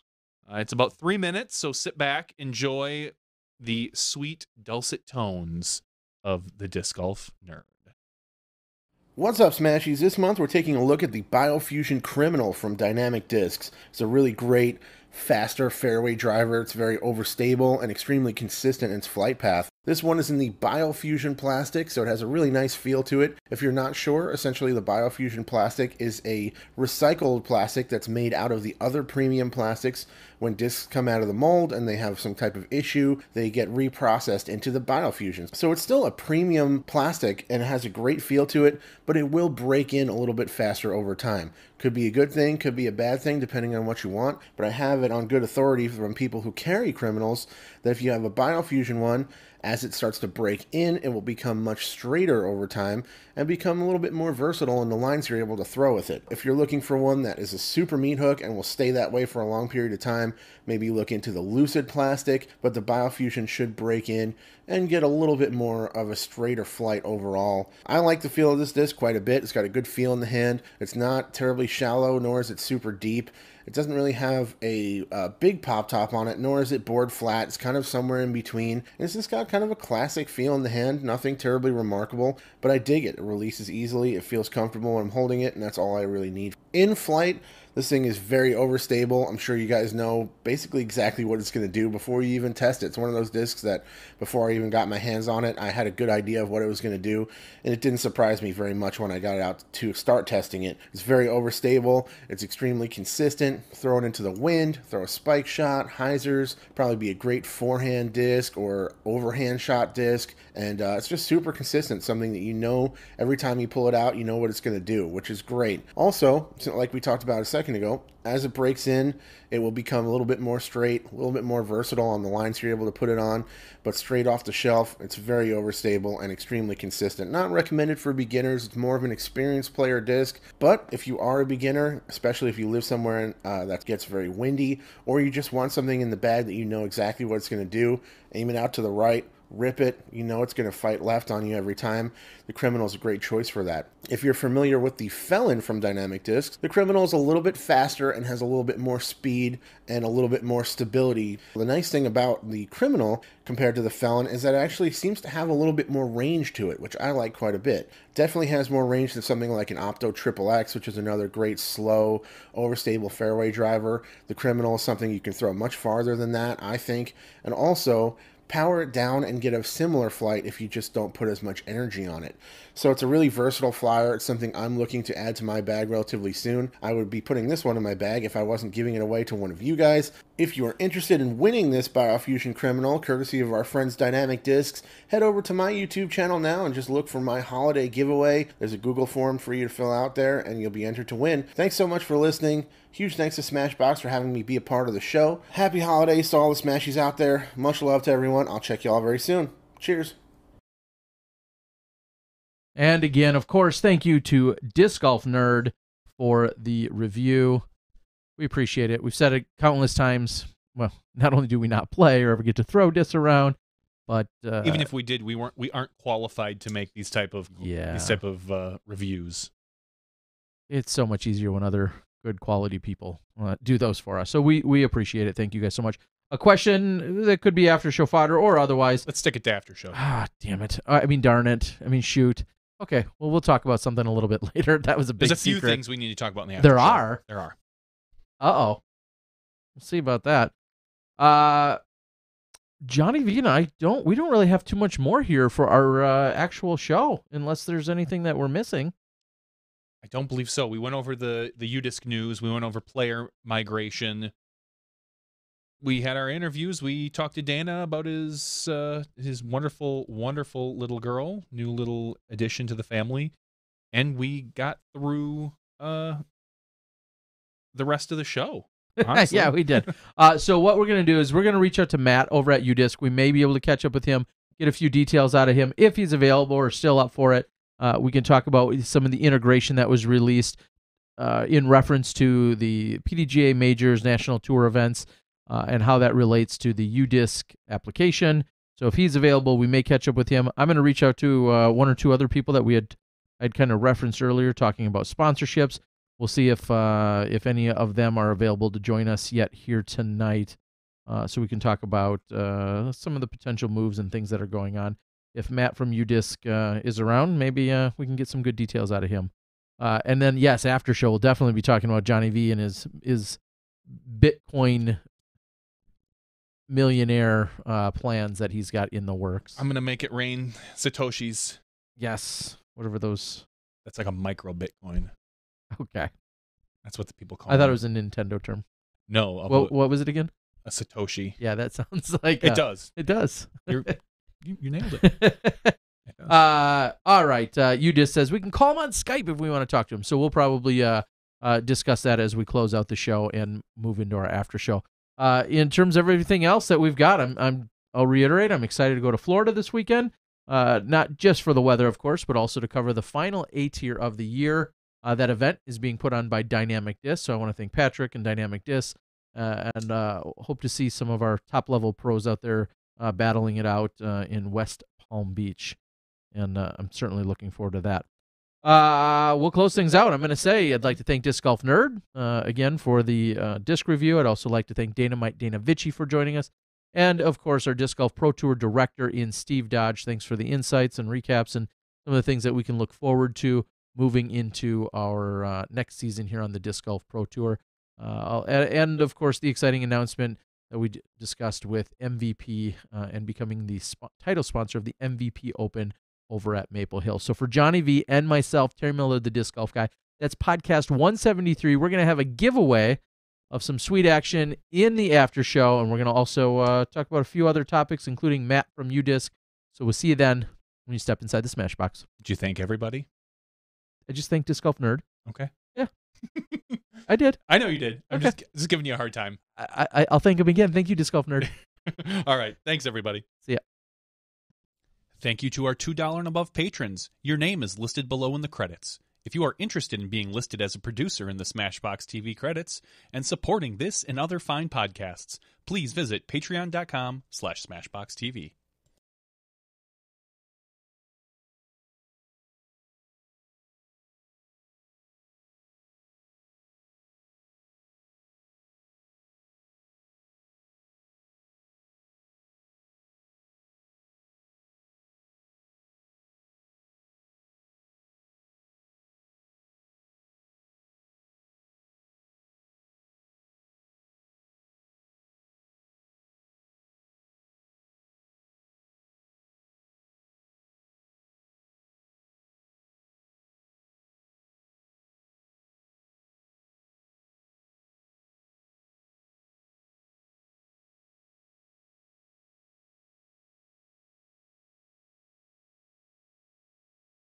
Hello, everyone, and welcome back to the Smashbox TV Podcast 173 After Show. Oh. And I am a little disappointed in myself. We talked a few weeks ago about official timestamps in world or pop culture or whatever may or may not be going on. I'm going to lead, well, let's set it up an all too easy one, because these will be funny to go back years later and reference. Where is a single Bitcoin value at right at this moment, Johnny? Let's lead with that one. I just hit refresh on the page that has Bitcoin price, $16,909.99 in US dollars. We're going to call it $16,910 is what one Bitcoin is worth. So that's one time and date stamp. Otherwise in the news, I would say, and I apologize, I forget his name. There was a big conversation taking place, and it's not that it's a new conversation by any means, but a young gentleman, Keaton James. Wait, scroll up. Did I go right past it? No. I'm just saying this is big, and there's a couple big things in the news. One, Aaron Rodgers is coming back officially. Okay. Very cool. For Packer fans. For Packer fans. Not cool for anybody else. And Doug Jones wins in Alabama. Okay. So, sorry, Roy, I date 14-year-old girls more. You didn't win. And you were saying something about someone. Keaton Jones. Keaton Jones. So the young kid. That is a bee's nest. Is there a bee's nest or wasp's nest? Of things going on with him right now. Yeah, and I'm not going to claim to know all of the details, but really, for my purposes, the timestamp focused around just the fact that this teenager got in the car and then had an outpouring of frustration and rant and everything else to his mother about the bullying that had taken place for him at school. And we've seen celebrities and non-celebrities alike, of course, all over the world have now, I don't want to say just sided with him, but have come to console and or encourage or embrace or make point of bullying that takes place. And as you said, now there's a bigger story that's kind of unfolding from it, and I don't want to get all crazy political about it, but it's one of the big things in the news today prior to just a few moments ago, seeing some of the election results taking place in Alabama, is this Keaton Jones bullying plea, as I guess it was could be described as. So a couple of time and date stamps here on December 12th, 2017. All righty. I think one of the things during our after show, we can't say we frequently have too many specific calling guests, but I think there's going to be a good one tonight. We're going to talk to Matt over at UDisc in recent news. If you're listening to the regular show in the last couple of weeks or read on the PDGA website, that UDisc, the application, the scoring application in this case, will be utilized when it comes to some of the larger scale PDGA Should we events. dial Matt up right away? Yeah, let's dial him up. Let's see if he's ready to go. And we'll see if we can get some details from him as to what exactly that's going to mean for the world. And it looks like he's all ready to go. Well, welcome to the show, Mr. UDisc, Mr. Half. Are you the smarter one or the better looking one of the UDisc team? Oh, both. Okay. Josh is sleeping, so it doesn't matter. He's in like France or somewhere sleeping. I can only say that because Josh is asleep. No. That's right. All right. Well, Matt from UDisc, how you doing tonight, buddy? Pretty good. A little tired, but you know. Tuesday night, you should be used to staying up late with us. We noticed that you are on the board quite frequently. So big announcement just a few days ago. Tell us what it means. Yeah, it's been a crazy last few days. We've been working with the PDGA a lot over the last year. People probably didn't know because we didn't really talk about it too much, but they actually built a bunch of stuff for us to be able to push scores from UDisc Live directly to the PDGA during the events. And we're also able to do tee times and a few other things to kind of help the events run a little bit more smoothly, try to stop some of the manual errors that come from typing into a spreadsheet and things like that. So we kind of developed a relationship with them over the last year. And we started talking a little bit, and it seemed like it made sense for us to help out with the scoring a little bit. So, from a technology point of view, do you have any sort of coding updates or anything like that that you're going to need to do on your side in order to integrate into the PDGA system? I know they have some APIs and this and that. What are you guys doing on your end to work with the PDGA? Yeah, so, I mean, the things that they built last year are, I think, pretty much the main things that we need to communicate with their systems. On our side, we're going to be doing a few things to kind of make UDisc Live look like the national tour, like their branding during the events. So, you'll have the PDGA logo, you'll have their colors and whatnot. But other than that, I don't think that we're going to have to make too many changes. Okay. Now, one of the... Is my video cutting out for you guys? Just a little bit. Not too bad. Okay. I can move closer to the router. As you do that, I was just going to say one of the major undertakings of the Pro Tour is the fact that you need a physical body paying very close attention to what's going on as a round is being played out. So usually it could be a caddy, it could be a standalone person that then walks along with each group to enter in all the information as it's happening. Yep. I assume we're going to be looking for that same type of implementation with all of the new scoring. Is that correct? Or I'm sorry, with all of the national tour and major events. Yep. Yeah. I mean, it's going to work the same way that we've been doing it with the Pro Tour. I think we've got that down pretty well. And with the PDGA, we kind of have the added benefit that they have a little bit more staff.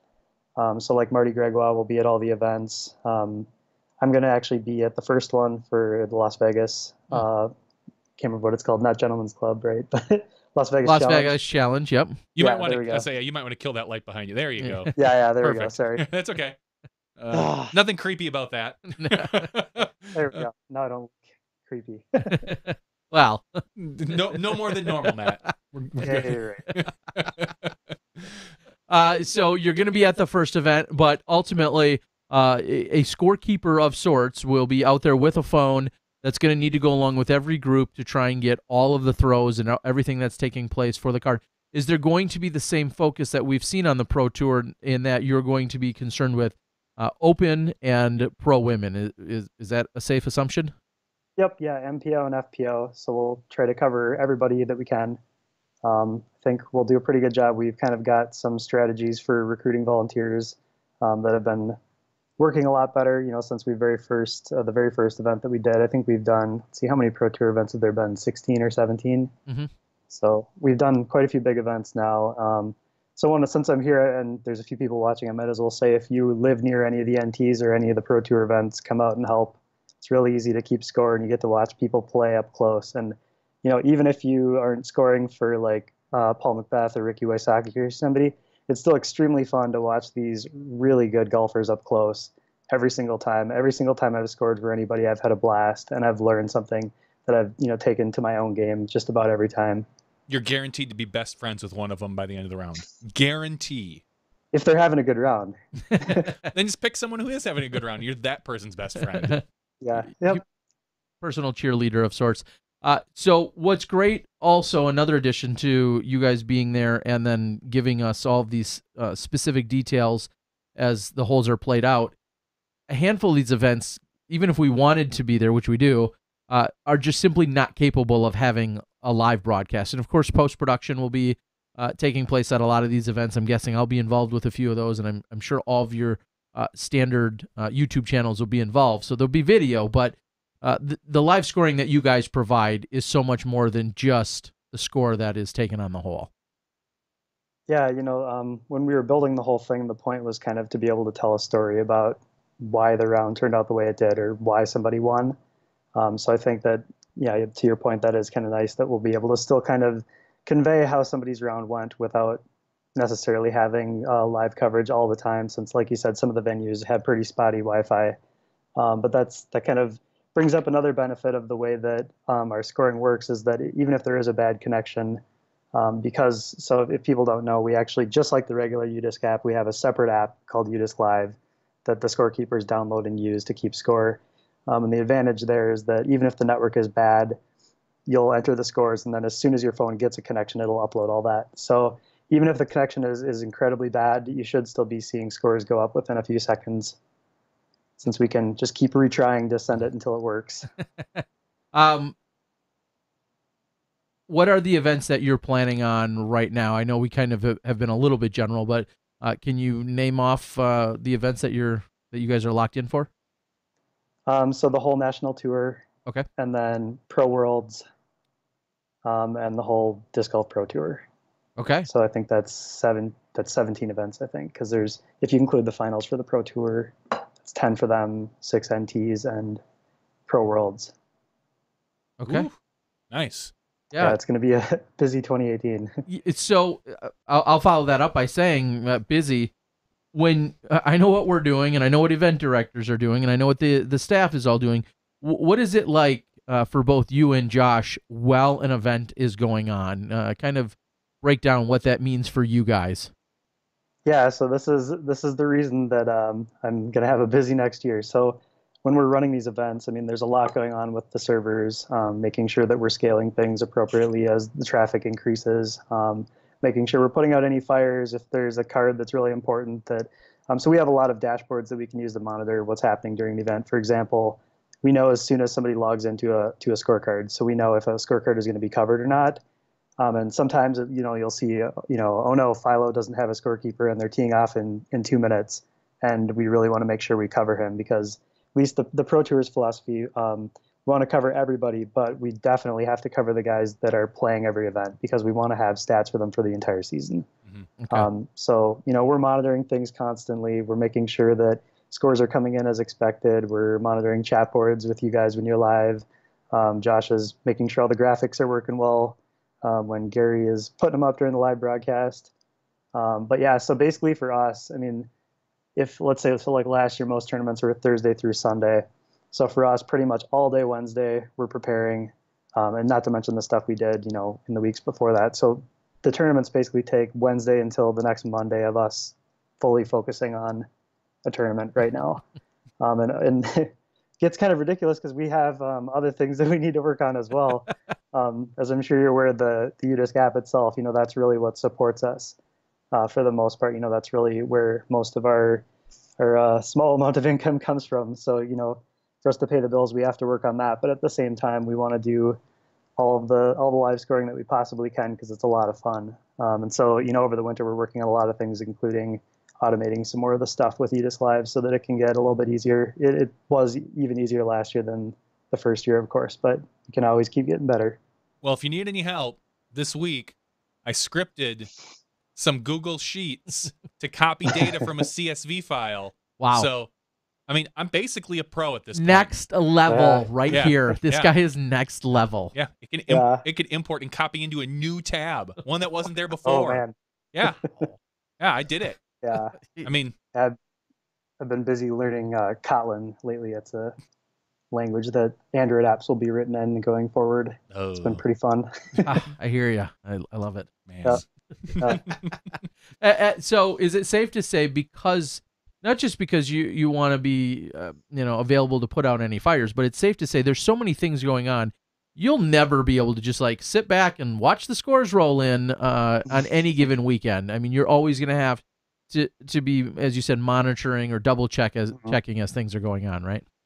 Yeah, I mean, for us, it's kind of funny. Usually the time when we actually get to enjoy, following the events is in the morning. So Josh and I are usually following FPL really closely because there's always something exciting going on. And, they usually tee off at like 7:30 in the morning or something. And so we're up before, things are really getting super busy, and it's usually a little bit more low key in the morning. So we're usually, writing code or doing something and following the scores and then doing whatever else we're doing. And then, in the afternoon, it's just kind of all hands on deck. Can't do anything except for maintenance and, and support and everything that involves keeping the servers running. Well, I think it's safe to say you guys work way harder than all of us. Every single one of Johnny shows up about 4 minutes before the broadcast. He's still in his boxers. No, I wear pajama pants. Oh, his pajama pants. Gio doesn't like it when I wear boxers. I tried that. and he's eating a pizza that he brings down from upstairs as he sits here in this. Pizza cooker is in there. Oh, yeah. You know that. He's moved it. To True. go upstairs. Got a pizzazz. I actually have one of the big metal ones you see at the bars. I've had one for years and years and years. He's got a fridge down here. He's got a bathroom down here. This is a true story. Like, usually if I'm here, and I kind of, it's almost like tradition for one day of the weekend, I have a pizza and one of the large V8 juice drinks, and I'll sit with that, and Gio will come in, and I'll be like, oh, hey, how's it going? And I'm sitting there pounding pizza and V8 before the round. It's like a training regimen for you. It kind of is. Yes. I mean, I'm organized, making sure all of the graphics are up to date, making sure everything works, setting this stuff up. What are some of the exciting things that people may or may not notice? I mean, you guys are always, because of the developers that you are, there's always things that you guys are scaling and working on behind the scenes to make things run smoother or operate better. But some of those things may or may not be noticeable to us, the end user. What are some things we may or may not notice next year? For live scoring or for the regular app? For live scoring.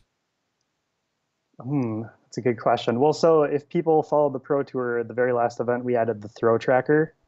So that actually allows you to tell, when somebody's putting for birdie, for example. Yes. So it'll actually tell you, which throw they're on instead of just waiting until a score comes in. So that makes it a little bit more exciting, especially I think we debuted it at the Vibram Open, and that was the event where I believe Eagle was winning or very close to winning at the very end of the round, and he was like 2 or 3 cards in front of the lead card.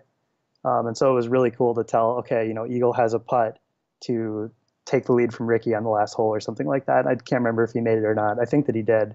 But it was just really cool to be able to see, okay, we still knew he had a chance to tie him, even though we weren't able to see him live on the video. So we'll continue to have that for next year, and then hopefully build on.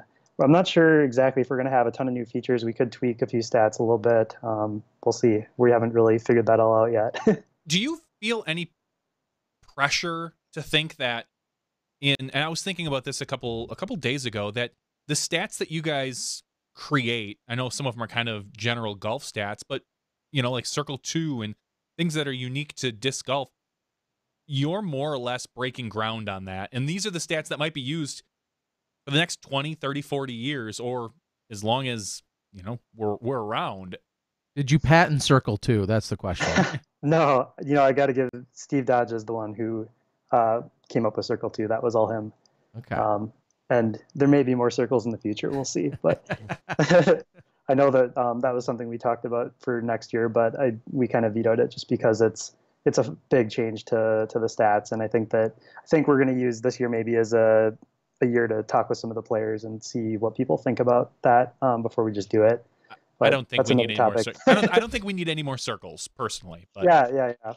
But yeah, so I mean, we definitely don't take what we're doing lightly. I know that this is disc golf, but it's important to us, and I think that some of the things that we come up with could end up influencing things going forward, and so that's why we're pretty careful not to do anything too quickly. We put a lot of thought into what we've done so far, and like you said, most everything so far is pretty much stats that already existed from ball golf. But we definitely have quite a few things in the works for the future that I think, there's a lot that can happen when you have this much data. And I don't know exactly where it's going to go yet, but we definitely have some ideas and some friends that are statisticians, and we'll see what happens. Well, I do have to commend you and thank you for the throwing update, as you were talking about a few moments ago. I discovered it when I walked out, I think it was to catch up with the women at the finals in Florida, and I walked out onto a hole, and our broadcast came in with them on like hole 14, 15, 16, somewhere around there. And I walked out, and I just remember looking at the app, and usually in that case, I'm kind of just blindly walking onto a hole. I'm opening to go live, and then we turn around, and there's action, and then I have to kind of figure out what's happening, hopefully. Mm-hmm. And that can take me a while. So instead, I look down at the app, and it's like, oh, throwing for Berg. I'm like, oh my God, I know what they're doing right now. Like, I could pick up and actually sound knowledgeable, like right here and in the moment. So on a as very long as it's accurate. yeah, well, and on a very personal level or selfish level, it's great for me as well too, because there's times I could step aside or have to look away from the action or tend to something else, and then if I come back to it, I'm like, oh, I could figure out exactly who's throwing from where. And yeah, I'll still probably do plenty of guessing. I do a lot of that out there, but now I have an actual resource to use, so I love that. So awesome. Thank you. And then speaking of stats, as you said, depending on how you want to break those down and what you want to look at, whether it's an award that Steve's coming up with or just a trend or anything that you guys notice, I know you guys are very analytical in that way. I want to back up to the conversation about lead cards. Have you guys done any kind of analysis of what it means, for super cards? Any kind of analysis on super cards, whether, people tend to play above their rating or anything like that you guys have specifically looked at during those? Yeah, we haven't really done anything too in-depth with that. Okay. I think we took a quick look at it, and I think that it was, a very small, people would play slightly better than normal, but I think that it was so small that we decided that we'd have to do a much deeper dive to determine and have a lot more data to determine if that was actually a trend or not. Okay. If I remember correctly, it was, less than half a stroke or something like that. So it's hard to say if that's something that's going to tip the balance, but, and I think before we could say something like that, we would need, 10 or 20 rounds at least for people doing that. And so let's get your quick hot take on the whole concept of either banning or allowing or disallowing super cards and super groups during a first round. Do you have any your personal insight on that? Sure. Yeah, my personal insight is I love them. Okay. I think that it's really fun to watch a lot of good people playing together. What I don't love is it being the same people every single week. I think that we see enough of Ricky and we see enough of Paul, and I love watching them play. There's nobody more fun to watch than those guys. But at the same time, I'd like to see an Austin Turner or a Drew Gibson or somebody that you don't see nearly as much on the video playing, because those some of those guys can really crush and you don't really get to see it too often. Is that your subtle jab at saying they should make lead cards later in the week? Yeah, I guess I don't know. I don't know too much about that part, but you know. I do think it would be kind of cool. And I just thinking this to lay out the lead cards for we have all the pre-reg for the most part for the next 10 events. Say, okay, at the Memorial, you're going to get the top 4 guys, or pick 1, 5, 9 and 16 or 15 or whatever. And because I can't do math. And then just say the next round, you're going to have 2, 6, 10. They're PD by ranking or whatever, and lay it out right at the beginning of the year and say, these are your lead cards for the next 10 events. Sure. This is what you're going to see, whether or not it's Ricky and Paul or whomever, and push that out there and say, all right, those are your lead cards. This way you're not doing Ricky, Paul, Simon, Nate. Sure. To me, that's a great card. I don't want to see that day one because I'm probably going to see that 2 or 3. Right. Yeah. I would rather see them break it up. Yeah, I think I agree with that too. But I do like the fact that usually we can trend and follow one player throughout the weekend, because it's the lead card. Someone on the lead card is usually on the next day or the next day, that we can kind of follow that storyline. But just a thought. So another big thing, and we're going to switch gears just a little bit from the live scoring that's taking place at all these big events that we're talking about. Talk a little bit about the putting leagues that are taking place everywhere and what that exactly means. Talk to me like I have no idea what is going on. Yeah, so we partnered up with Dynamic Discs to do something for their Winter Marksman League. We basically built kind of a little add-on to the regular UDisc app that allows people to track all their scores for that. So the scoring for that is pretty simple. You're just putting at baskets of different, from different distances, and some of your putts are on the marksman baskets that are smaller, and some are on the regular baskets, and you get a certain amount of points depending on which station you're at, whether it's, the 33-foot station or I can't remember all them, 25-foot, I can't remember all of them. But yeah, so we built a little add-on for the regular UDisc app for that that allows people within the app to enter their scores, and then we also get global leaderboards out of that, which is pretty cool, because in the past I think these leagues, their scores just lived like in a shared Google spreadsheet somewhere. So now we actually have, and we're actually using the same tech that we use for UDisc Live, so it's all actually instantly updating. So we're actually live scoring a putting league. Okay. So next time Robert McCall is out there, you should follow his round. Just go to. I need a way to harass him online so that he sees it if he's putting. Like after a putt and he misses it, I want to be able to. Maybe this is just a specific thing you can give Terry and I, but something pops up on his phone, boom, and a little, us pointing and laughing at him when he misses putts. That's what I want. You're gonna miss this putt, jackass. Some kind of push notification so that we can harass other people. That's a good idea. Yeah, maybe someday. You'll have to pay us a lot for that, though. Okay, that's fine. We're Smashbox. We're rolling. Yeah, so much money here. And so you spoke of earlier your original application. We'll say, where is that? What can people expect to see for improvements, enhancements, upgrades, patches, fixes, all that stuff? Yeah. Googles. So I mean, it's funny, we've been talking about a lot of other things lately, but really that's been our main focus for the last few months here. Since the Pro Tour got done, we've been working, 12, 15 hours a day each on it, going just balls to the wall lately. But so what we're working on is finally bringing the Pro Tour style, or the UDisc Live style scorecard to the regular app. And we've got it all working. We've had the scorecard working for quite a while, but what we've been working on lately is actually converting everybody's old scorecards to this new format, which is extremely not fun and a lot of work. We've got several million scorecards in the database. We've got to make sure that they all convert smoothly, and some of them are really old from when we didn't quite know what we were doing as much, or me specifically didn't know what I was doing as much. So there's a lot of work there. But so in early 2018, we should have the new scorecard out, so you'll be able to track circle 1, circle 2 putts, fairway, off the fairway. So yeah, greens and regulation and all that stuff, scrambles, everything that you've seen on UDisc Live will be in the regular app. And then that also means that we've rewritten all of the graphs or charts. Don't call them graphs. I learned that one. So they're all charts. Wow. We rewrote all those, and we have a lot more stuff. It's just teeming with stats now. There's just so many stats.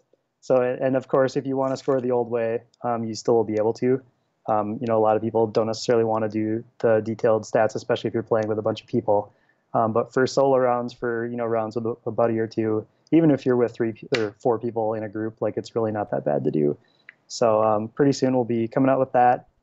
And in addition to that, something that we just released that's actually out, let's see, I think it was September, we released course conditions.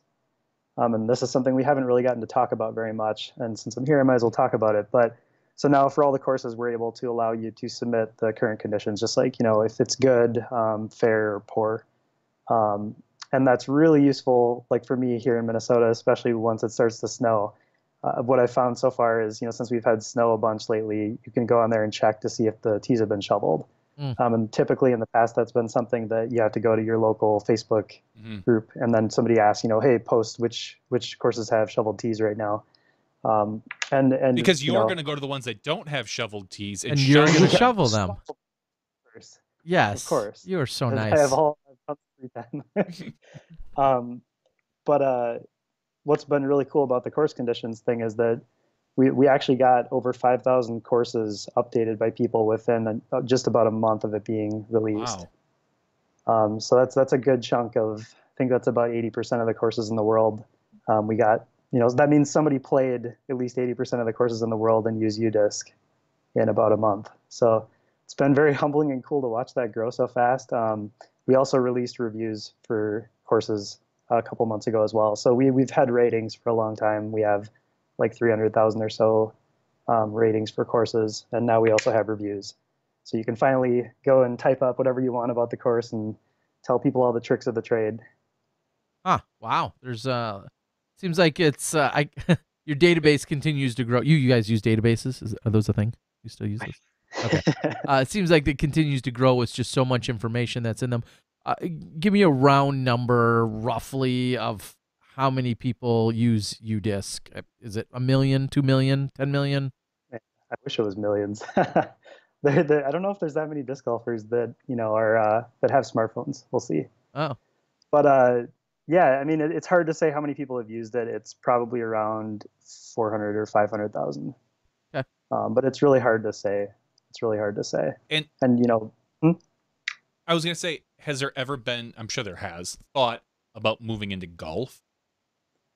I think that market is pretty saturated, and frankly, I'd rather do disc golf. I played ball golf a lot growing up, and it's fun, and it's just the typical things people complain about. It takes a lot of time. It's more expensive, but I do love it. I wish I could still get out like I used to. In high school, I bought a pass every summer and played 4 days a week ball golf, and that's probably one of the reasons I play a lot of disc golf now too, just because it's kind of therapeutic and it's a fun sport.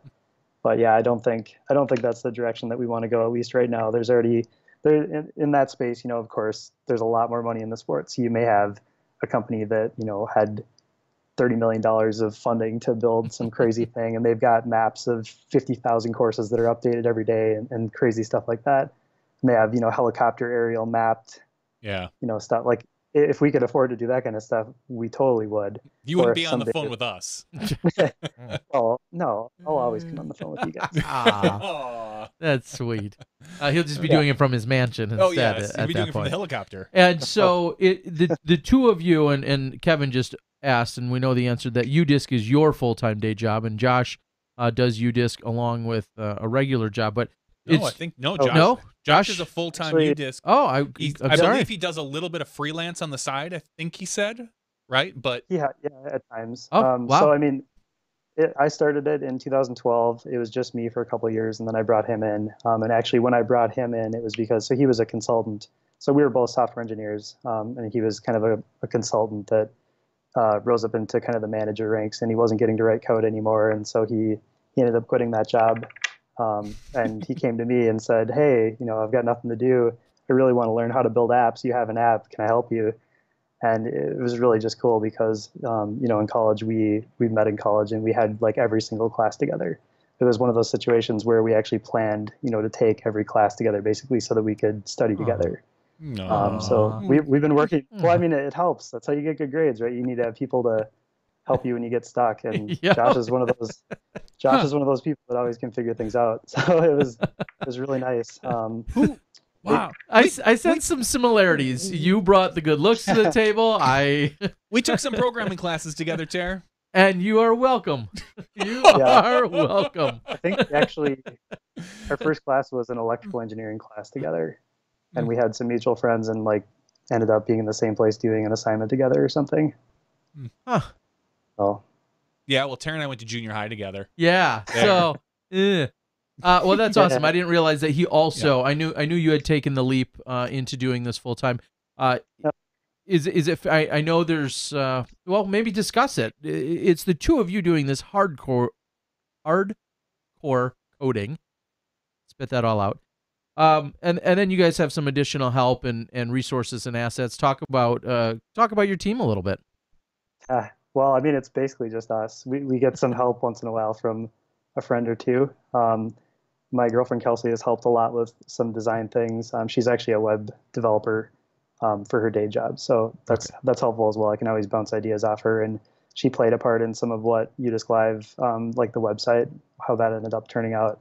But other than Josh and I mean, my buddy Dan helps out sometimes. Yep. He's really good at spreading the gospel of UDisc. Yes. And he came to the first few Pro Tour events and kind of helped us figure out what it meant to recruit scorekeepers, which might sound kind of lame, but it's really, really difficult and time consuming at first if you show up to an event and expect to find 20 or 30 people on the spot. And so what we've learned over time is that all it takes is a little bit of preparation, just like most things. If we reach out a week or two in advance to the local clubs that are around there and try to figure out, it's pretty easy, you know, once you start asking around, like who's somebody that everybody knows in this community, there's always one of those people in each community. And it's, you know, you got to find somebody that's not playing the event.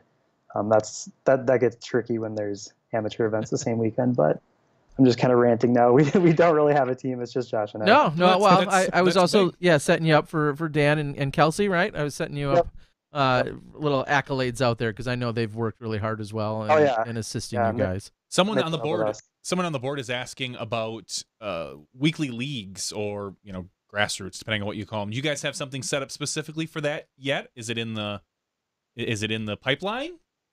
Check back in a couple months. Okay, we will. SmashBox tees. Wow. I mean, I had to assume it was. If it wasn't in there, and I'm not deeply familiar with the app, I've used it to keep score and measure a couple throws that I did. I think in the 1 or 2 casual rounds I played this year. I had to assume it was either in there or coming. I mean, it just makes the most sense. For sure. Yeah, I mean, that's something we've been working towards for a long time. And that's one of the biggest reasons that the scorecard is being redone, besides the fact that when I built that first version, I had no idea what I was doing. But the new scorecard is super flexible. We'll be able to do doubles, skins, match play, you name it. I mean, we're going to be able to do anything with that now. So it's the old version was not flexible, and the new one will basically be able to put whatever rules we want in there, and doubles or teams. You can play trips or quads or whatever you want to do. Cool. So as soon as that comes out, we'll be able to do a whole bunch of different things. And I don't want to talk about all of it yet because it's not all completely done, but this year I know you'd hate for your competitors to catch up with you. Well, I don't know. No, I understand. You hate to put something out there because the first time you put it out there, that's the thing that everybody bothers you for the next. But he talked about it last night. Is that implemented yet? Is that there? I've been waiting. I've been waiting since like 10 o'clock on Tuesday night. Is this thing in there yet? Yeah. It's not so much that as it is getting. We've been getting that request for 5 years now. Hundreds of times. So it's like, yeah, we know we're going to do this. It's just 2 of us, and it takes time and kind of when the Pro Tour started. We were just starting to dive into this exact thing, and then we kind of had to put it off for about a year to get UDisc Live really solid.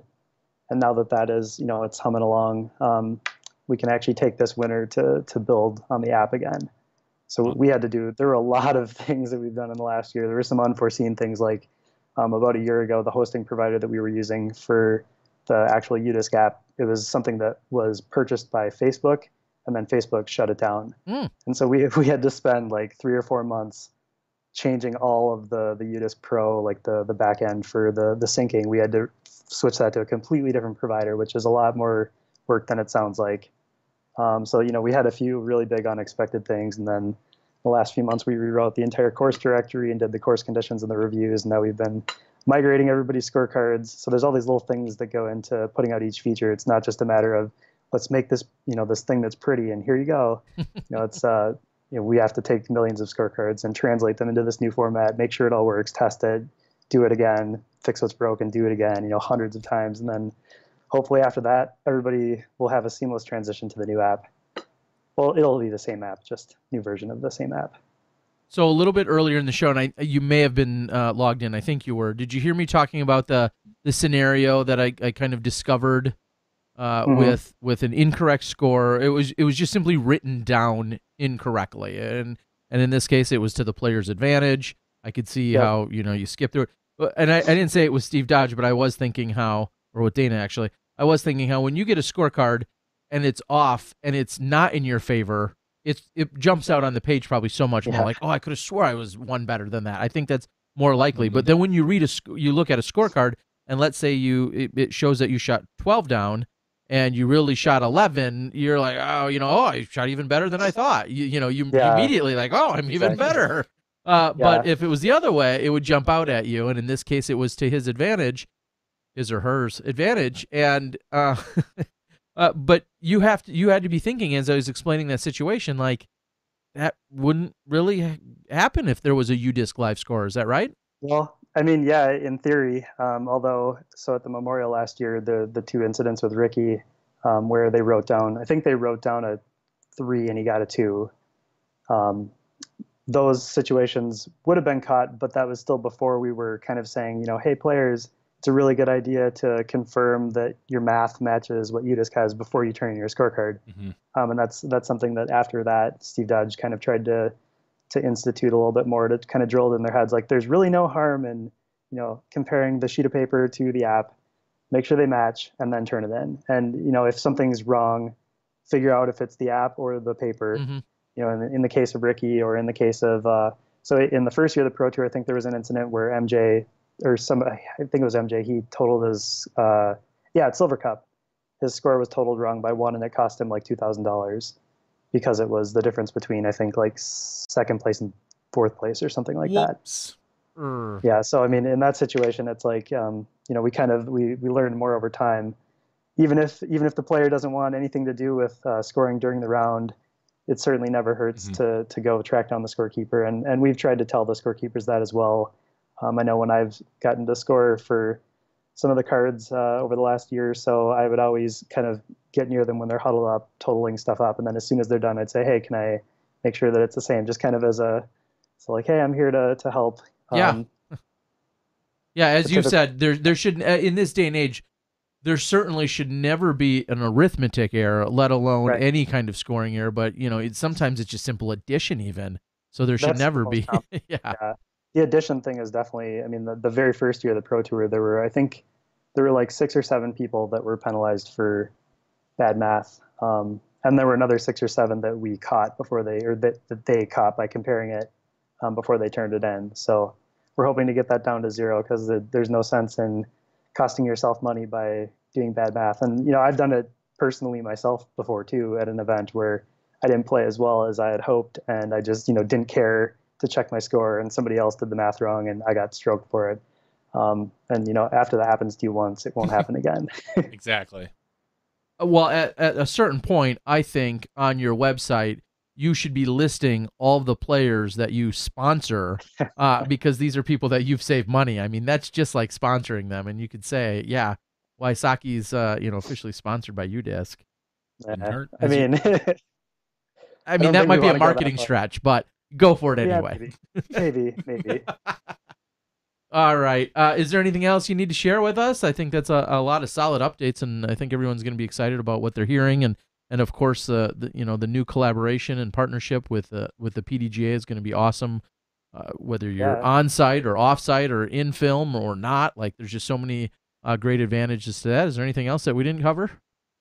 I don't think so. I mean, we're really excited for next year. We're going to be pretty busy, and we really hope to get this scorecard out as soon as possible. I think that it should be out the beginning of 2018. So stay tuned for some big updates. You can follow us on Facebook or just UDisc app on there, or Instagram or Twitter or whatever whatever you like. Yeah, I look forward to working with you guys again. I mean, it's a lot of fun. I like throwing things at you all winter long. Be like, hey, this would be great. Let's do this. Hey, this would be great. Let's look at this. I hope we can get need some this of those ideas yesterday. going. Yeah, no. Thankfully, everything usually that I throw at him is like, this is cosmetic, but it would be cool.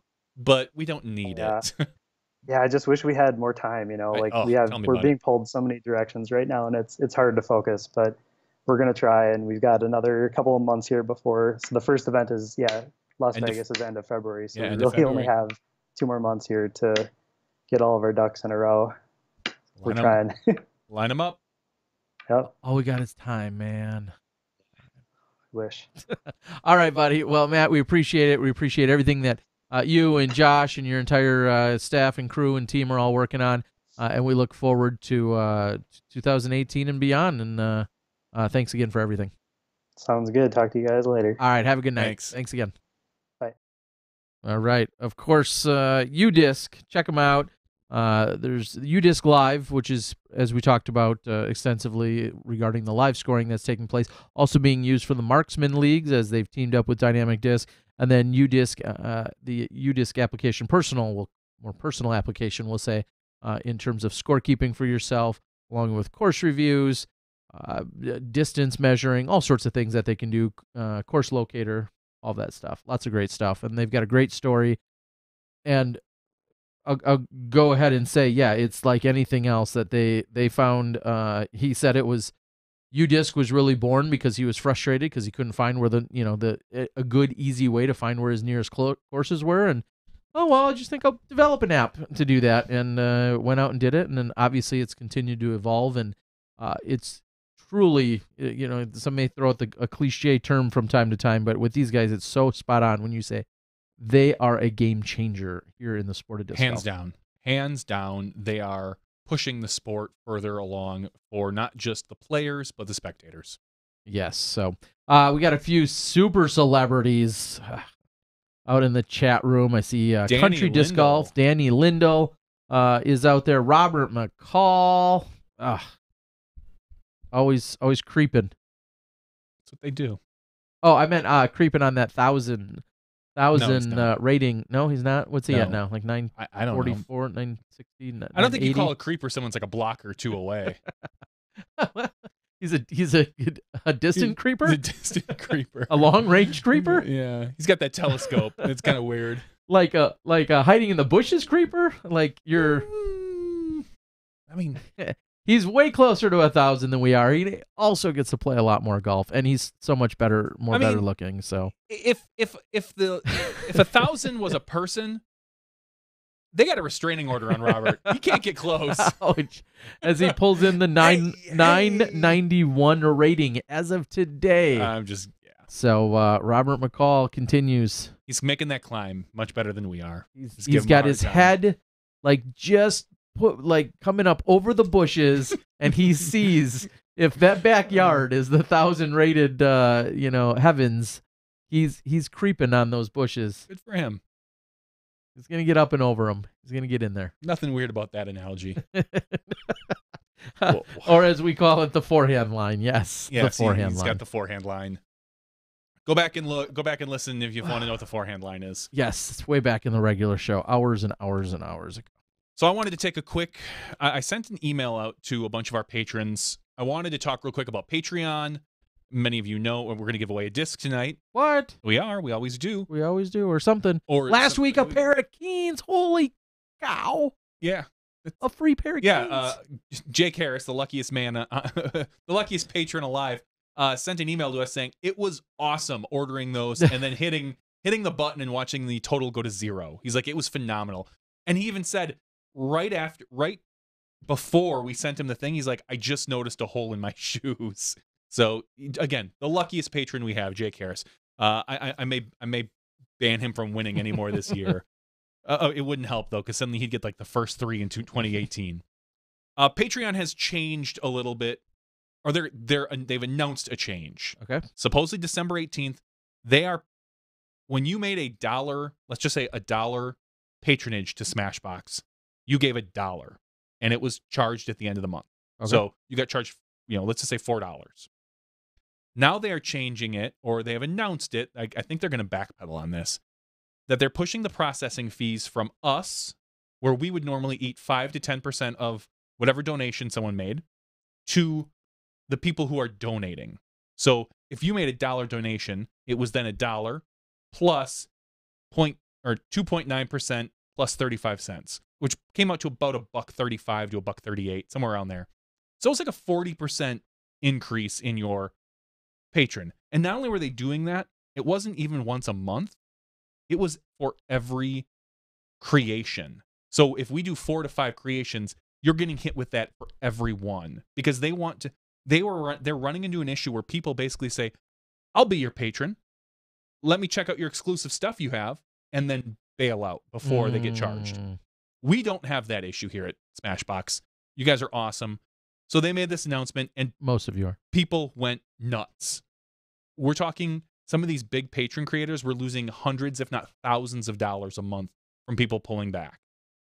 So I thought, well, maybe what you should do is put all your money up front. Say, if I'm going to donate $1 a month, instead donate $4 per creation and then cap it at 4. So then you're only getting hit with one charge. Granted, we're only getting paid for the first one of the month, but really to us, it doesn't matter. There are some other things that are strange with, reward levels. But Patreon has now, last week, basically said, whoa. We didn't realize this was going to be such a big backlash. We're going to take the weekend and plus whatever and take a look at it.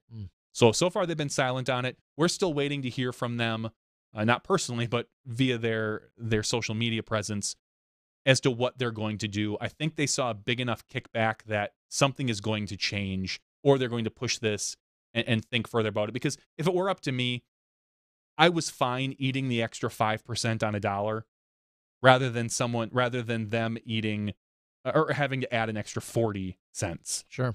So we'll see. I would rather have us take the hit than patrons. I think that's the way it's going to go, but I couldn't even guess, to be honest. So we'll keep an eye on it.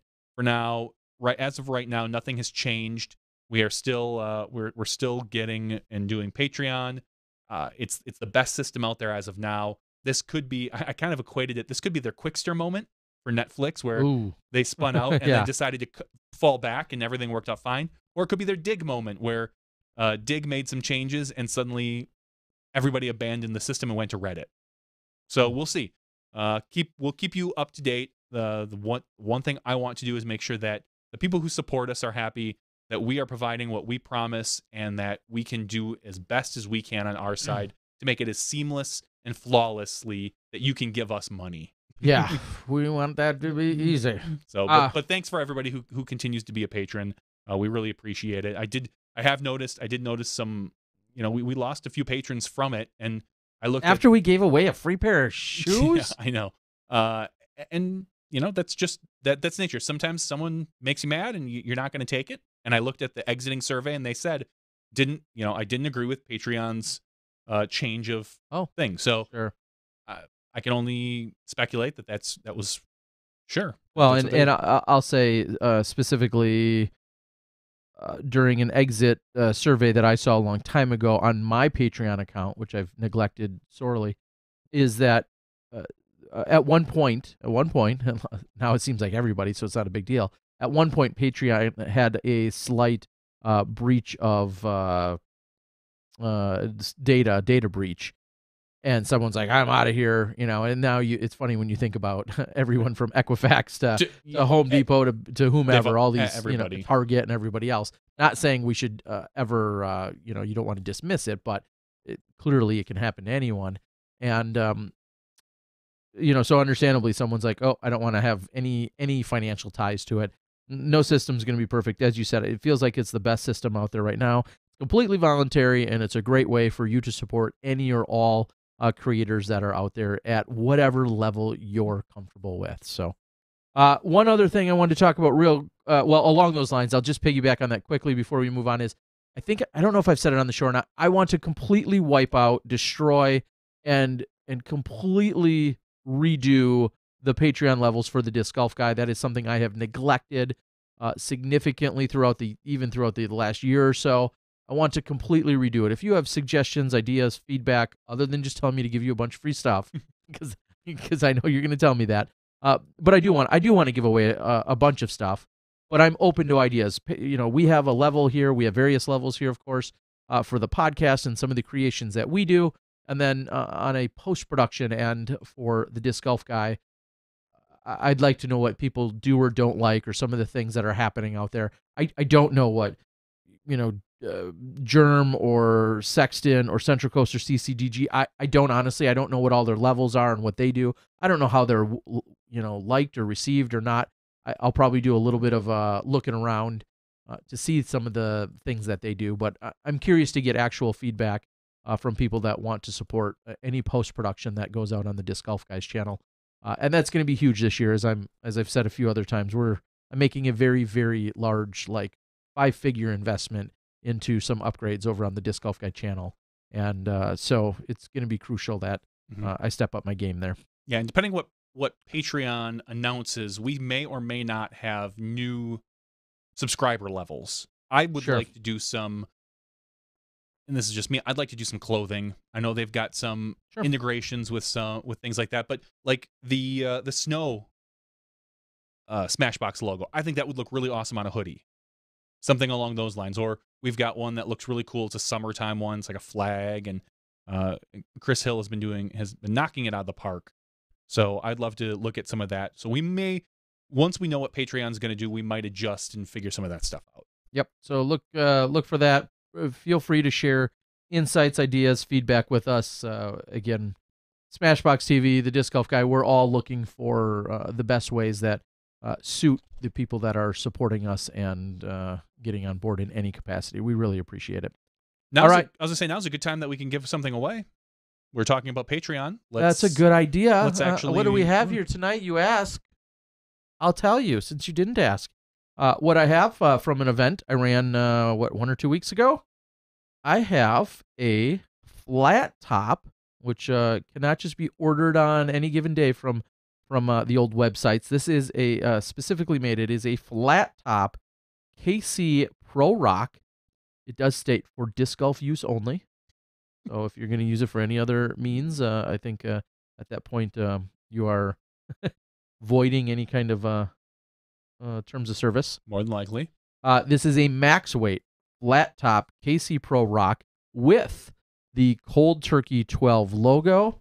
And I don't know if it was appreciated, but thanks to Matt Parker, Matt the Stat, when I showed him the logo and I had Cold Turkey and then I had 12, it was his idea to kind of put the X through the Y and then have the two. I thought it was really clever for that reason. So Cold Turkey, it kind of looked like it looks like Turk X. I realize that, but it was a great play. It is. So I got to thank you again, Matt the Stat. Thank you for helping make the logo once you saw it. Joe PG says those rocks are nice. And if you need some other discs from this event, I have a few left over, rocks and other items. So. All right, so let's do. We're giving this away again. If you want, as we just said, if you want to support us on Patreon, you can go out to patreon.com/SmashBoxxTV for as little as $1 a month. Although we love you more if you give us more. You can be entered into our weekly prize drawing. Last week we gave away a pair of Keens. This week it's going to be a flat top rock, which Joe PG swears up and down by. You can't get better than Joe when it comes to a disc recommendation, other than DG Nerd. So just saying. I mean, it's Disc Golf Nerd.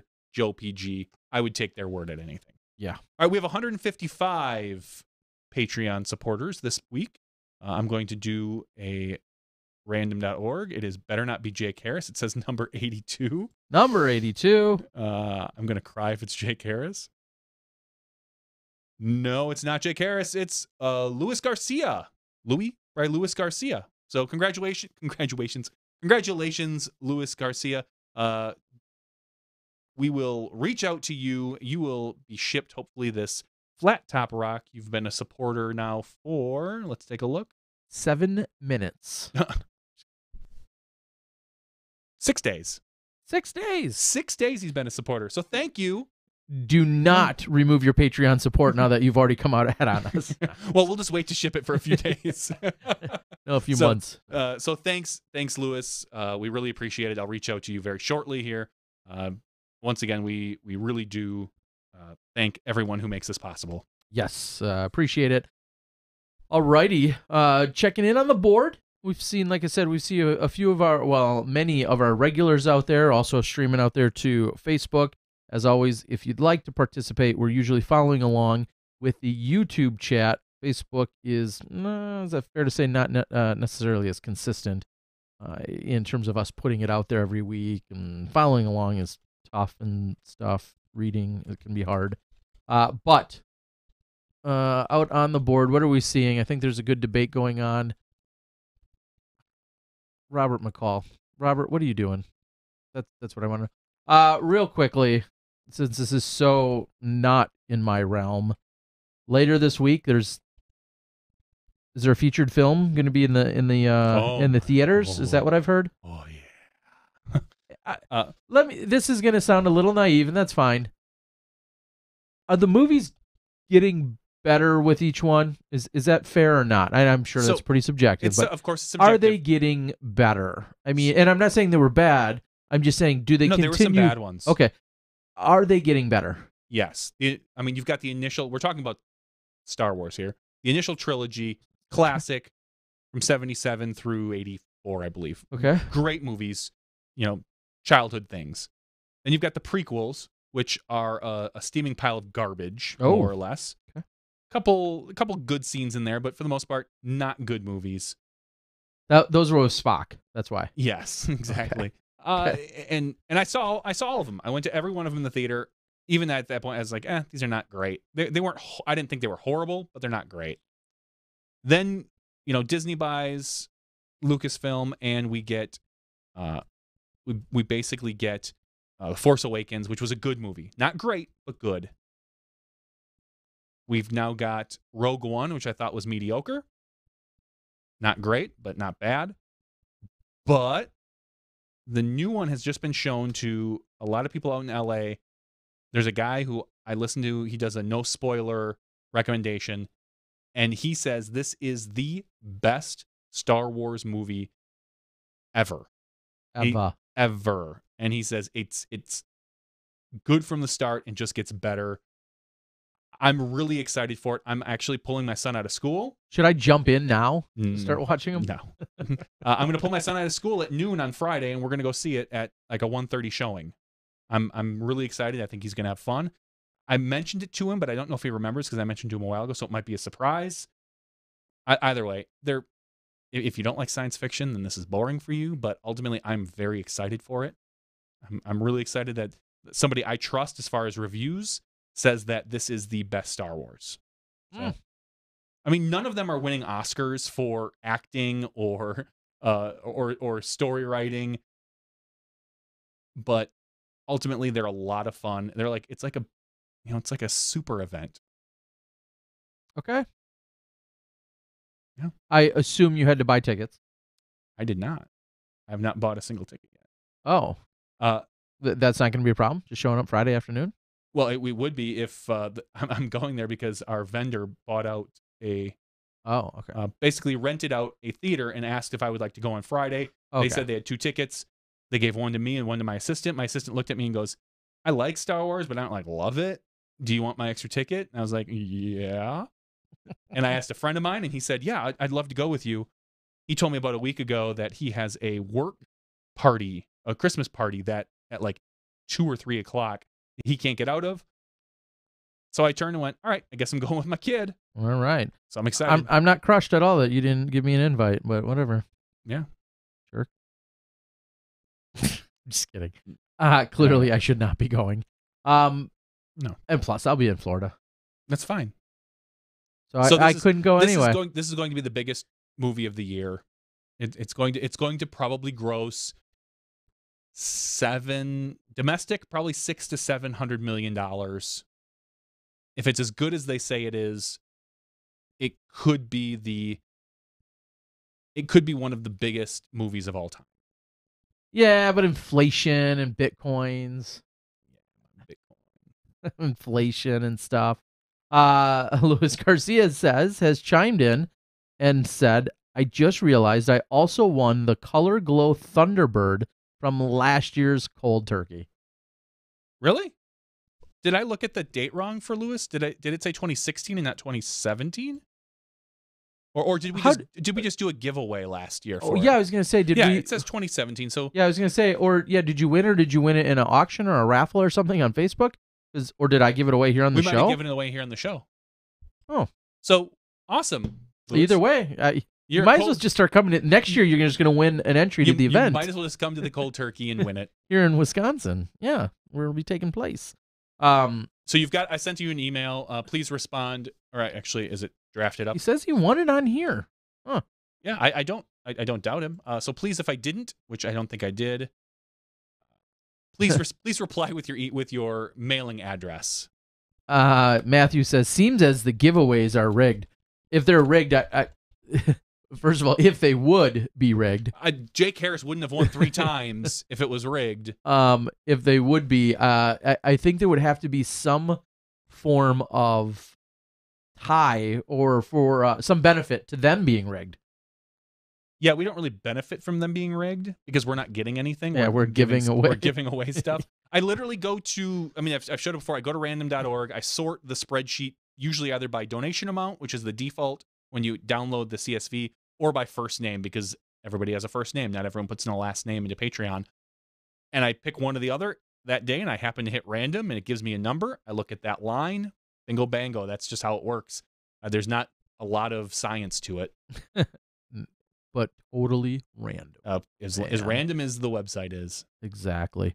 So Cool One calls me out, says, Terry is not into Star Wars, any live music, etc. What are your hobbies besides disc golf? I think we talked about it a little bit last week in that I am so much more of a stand-up or performed comedy type than I am live music. You're just so much more likely to find me at one of those. For every concert you go to, I go see live comedy. Sure. At least 1-to-1, if not more. Obviously, it comes in usually at a much cheaper rate than most concerts do. Depending on the live comedy. Depending on where you're going and who you're seeing. I don't necessarily go out and pay for the big names. Not that I'd be opposed to. I've seen you and I. We went to go see Aziz. We saw Aziz Ansari. Yeah. So I've been to. I saw Daniel Tosh a few years ago when he was an hour west of us in Milwaukee, in Madison. But that was 3, 4, 5 years ago. Jim Gaffigan, he comes here every year. He comes here every single year on the 31st and the 30th and the 31st, and does New Year's here in Wisconsin. His wife is from here. Is that the time? That's why. I did not know that. His wife is from here. Makes perfect or sense. A suburb maybe, and so that's why he's here every year around Christmas to New Year's, which is why he does a show. Ah, okay. I knew he was here every single New Year for the last few years, and I didn't know that.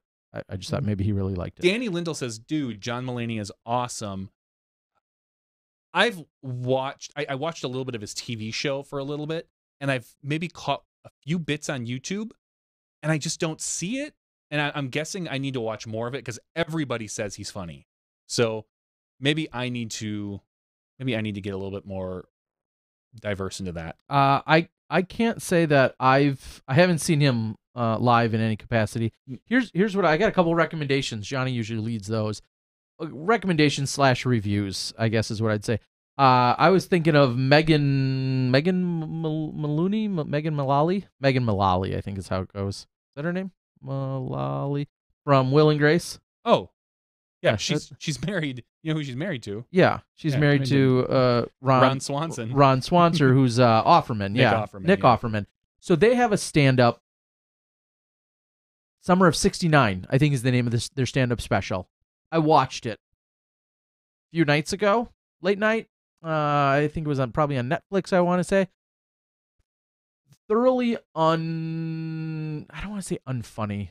I was unimpressed. I think they, as a couple, I'll spoil it a little. A unique brand of humor. Well, and I'll spoil it a little and say, I think their intro to their special was probably the funnier part of the entire thing. Like, I think they're great, and I think they're both funny, and I think they're great when it comes to the roles that they've played, a lot of the roles that I've seen. And I know he's so genuine in the lifestyle that he really has, that Ron Swanson at Park and Rec, I think, is very, very much mimics and mirrors his real life demeanor and tone, from what I've gathered. I don't think it does. I think it does. I think that is very much played off of him. He's a very simple man with very simple things. In and that aspect, yes. But I watched their special, and I'm just gonna throw it out there and say I was not impressed. I wanted to turn it off. I just was not into it at all. So that I could say regarding that, because I did happen to come across that in the last week. And then speaking of Netflix, while doing some editing recently, I attempted not to binge watch. I think I succeeded because it spread out 8 episodes over 3 different nights. I think that qualifies as binging. I mean, they're only 30 minutes, 3 minute, 3, whatever. Atypical is a Netflix original, I believe. My wife watched that. Am I going to go? I'm going to say I could see that. It's based around a kid with autism, which yes, I think, Michael, as they say, Michael Rappaport in it. Yes, with Mac. I was going to say there's wife, no other big names besides him that I know of. And maybe you should look. Are there any names on there other than him that you recognize? And or should I say, as I've learned on the show, on the spectrum, on the autism. Jennifer Jason Leigh? Oh yeah. I guess single white female. Yes, correct. God, sorry. Come on, Tare. That's the only. I guess I think she was in Weeds as well, which I believe, which is something I did not watch. Jennifer Jason Leigh, all I think is single white female. Correct. So anyway, I'm gonna go ahead and say I think it's. I do not have any direct ties with a lot of personal involvement with anyone on the spectrum personally, and other than your sister, she doesn't have autism. No, but I was thinking, sorry, special needs. But so anyway, I think it was really good. I think it's really funny. I think it's probably pretty enlightening for people like myself who aren't that familiar. I'm assuming it's a really good depiction. I think I saw some of the reviews that had said something along those lines. My wife liked it. Your wife liked it, and your wife. Go ahead and clarify. I don't want to say, well, your wife works with children with special needs and with people on the autism spectrum. She did. She has a very much background in that. Correct. She's a special ed. She has her master's in special education and directing, and now she works as a site coordinator at a place for people with Down syndrome, the Down syndrome achievement zone, or something along those lines is what it's called. So anyway, came across that in a completely random fashion. I wanted something on in the background while I was doing some work. I came across it. I totally judged the interest brought me in, A, from the name, and then B, just simply from the cover or the thumbnail that was on Netflix, which is totally not fair, but no, well, that's I think a lot of people do that. Winner. So it was good. I haven't watched it, but there hasn't been anything in about 10 years that I've really liked that Michael Rappaport has been in. Sure. And this could be obviously the exception, which is great. My wife said she enjoyed it. Just, he was kind of the next big thing back in the late 90s. Yeah. And just, ultimately I kind of lost interest, and he hasn't really done anything that I've really loved. Interesting. Maybe you know more about this than I do. Also out on the board a moment ago, Joshua Rosie says, Terry, check out the show Speechless. I know nothing about it. And then I Googled Speechless, which is on ABC at 7:30 Central. And it looks like Is that Kevin Smith? It is. So maybe we should be looking into that. Oh, yeah. But anyway, so that dare I say I actually have a recommendation out there. And I'm going to go ahead and say, do not watch Summer of '69 by Mullally and Offerman. I think that was a waste of time. I think it was bad. But Atypical on Netflix. And Netflix, I think, is good. I am one episode into Netflix Punisher. I see a lot of people posting and talking about it. All that matters is would I like it or not. I don't know. So far, here's the thing. He doesn't have any superpowers. He's just a badass. That's so I'm gonna got some anger issues apparently, and is the first episode. It's very violent. Okay. So probably nothing I'll go out of my way for. Probably not. All right. Some other comments off the board that have come in. I think I'm a little behind, but Cool One had said, I love the comedian that does the Tommy Bartlett show at the Dells, the old German guy. that says, you like, I do it again, and then tosses teacups onto his head. Do you know what I mean, Terry? George Carlin, Andrew Dice Clay talking about some comedians up there. You need to look up Bert Kreschner Machine and flying things videos on YouTube. You'll be hurting. Here's something else I'm going to admit. Did I talk about it last week? Maybe I was already hooked last week. I think maybe I just told you offline. You mentioned it to me offline about the basically the quote unquote I guess I call it the footage from a gas station. Yes. Cam. Yes. So, gosh, no, it's not gas station stories. I know the second I say something, you guys will all come and say it out there. It's at a gas station, not Explorers stories. What is it, guys? It's out on YouTube or on Facebook. I think they have a YouTube, which I didn't even realize. God, now I want to know what it is. So the premise is this: there is a decent to good security system set up it's a Marathon gas station, and I haven't gotten as far as even Googling where it is or which one it is, which should be done. But there's a good security system there, and this gentleman, who I think has been working there for many years, or at least in the business, spots and recognizes thieves very well. And they have all this really good footage of it. Sometimes he then takes that security camera footage and then will narrate over it or do something with the footage. They've got a great inside microphone. They've got a great outside microphone. So when disgruntled customers yell or get obnoxious and go outside, there's even a microphone that picks up on that, which also can add to the story. It is awesome. And if you would like a time waste, even though it's the similar thing over and over again, you can easily, and I saw someone earlier today on my Facebook say, I came across this channel, and 2 hours later, I'm still watching these guys busting thieves. And I want somebody to put it out there. I feel so bad that I can't recall what it is. Gas station. Well, I like their page. Gas station encounters, and I guess they have they have 239,000 likes on Facebook. So go out and find them, and there's just a ton of funny stories about people, usually about people trying to steal stuff and then them busting them directly, and the interaction that ensues is awesome. How many people come in and try to steal a Snickers or a Kit Kat or like a Little Debbie's Twinkie or whatever? Like, it's mind-blowing how many people are trying to steal like $1 and $2 items. Like, dare I say, the $12 sandwich, or $8 or $9 or $6 sandwich. I don't want to say I get it, but I get it.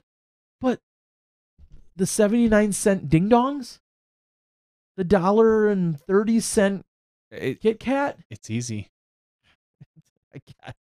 Anyway, so gas station encounters. Go out and find it if you want to be entertained.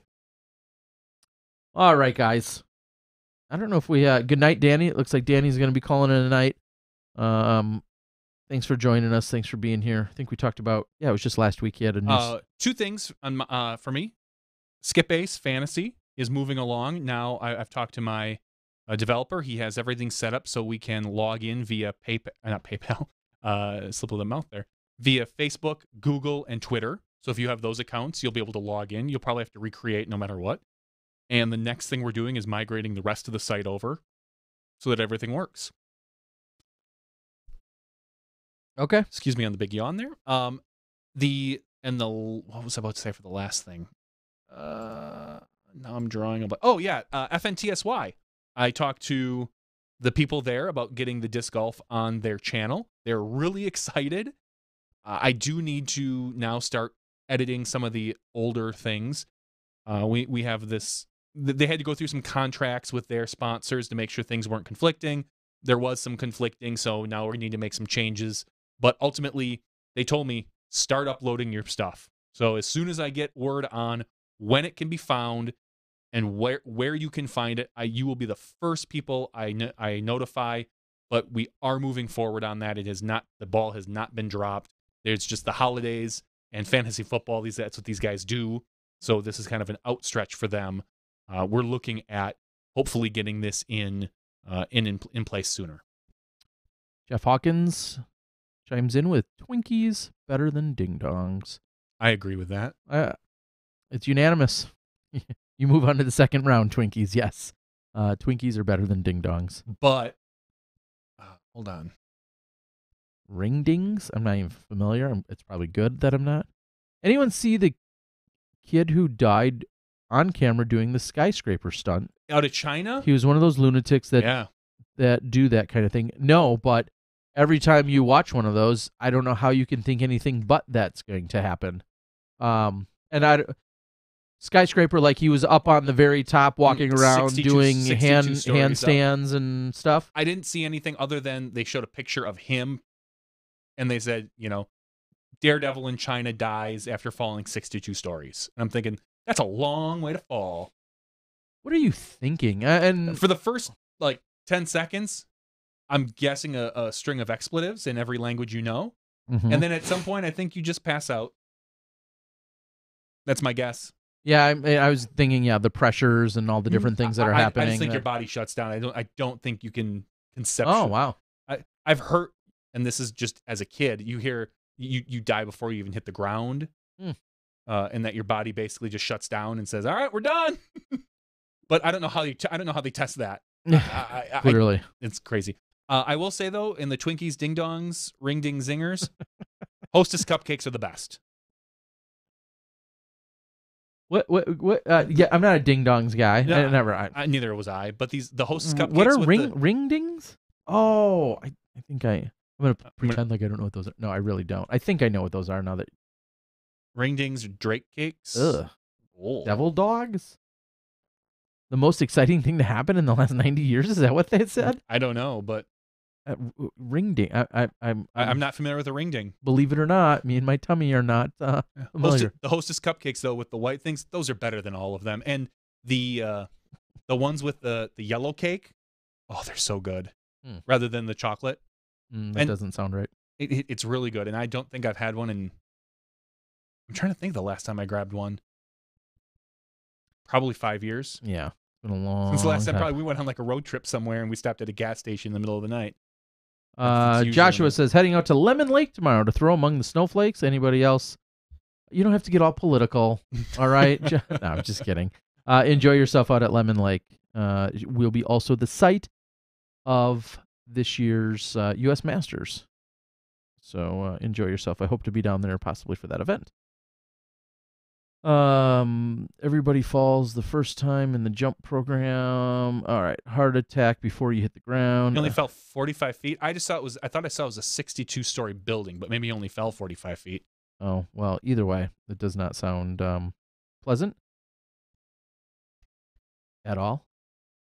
What a helpless feeling. I know I don't want to dwell on it too much, but what a helpless feeling. And I don't even know why. I think going down front or on your front or on your back, just the thought of, oh my God, there's nothing I can do to now stop this. And granted, that feeling would be, if he only fell 45 feet, that's pretty quick. That's 4 stories or so. It does say he was filming himself atop of a 62-story skyscraper. Now, falling the full 62 stories, I wonder at what point. Yeah, that's a long time to fall. Roughly 620 feet, right? Is that a fair? Yeah, 32 feet per second. Carry the one. Yeah, I mean, your price of Bitcoin. Yeah, inflation. You're falling for a while. Let's put it that way. Alicia Keys chimes in. I keep on falling.